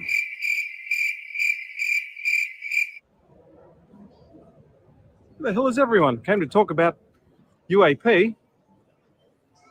No one bloody here. Where's the US representation? All of the key players were nowhere to be seen, quite possibly because I had not attended on one of the industry days. Trying to find someone I can talk to about UAP, but there's no one here. Not Raytheon. Empty. Feeling somewhat deflated like the Chinese spy balloon, I decided to venture over to the Australian Defence Force exhibition hall, see if I could have a chat with some folks about UAP. There were some big players there, like the Defence Aviation Safety Authority, as well as the Australian Space Agency. But of course, no one wanted to go on camera because I wasn't a member of accredited media. What a f***ing rip. But all was not lost. From the corner of my eye, I spotted that quintessential UFO. The Civil Aviation Academy for Australasia had quite the display for its booth, and I even had a chance to say hello to my little friend. There you go, folks. So that was my the extent of my attempts to engage defense contractors at the 2023 Avalon.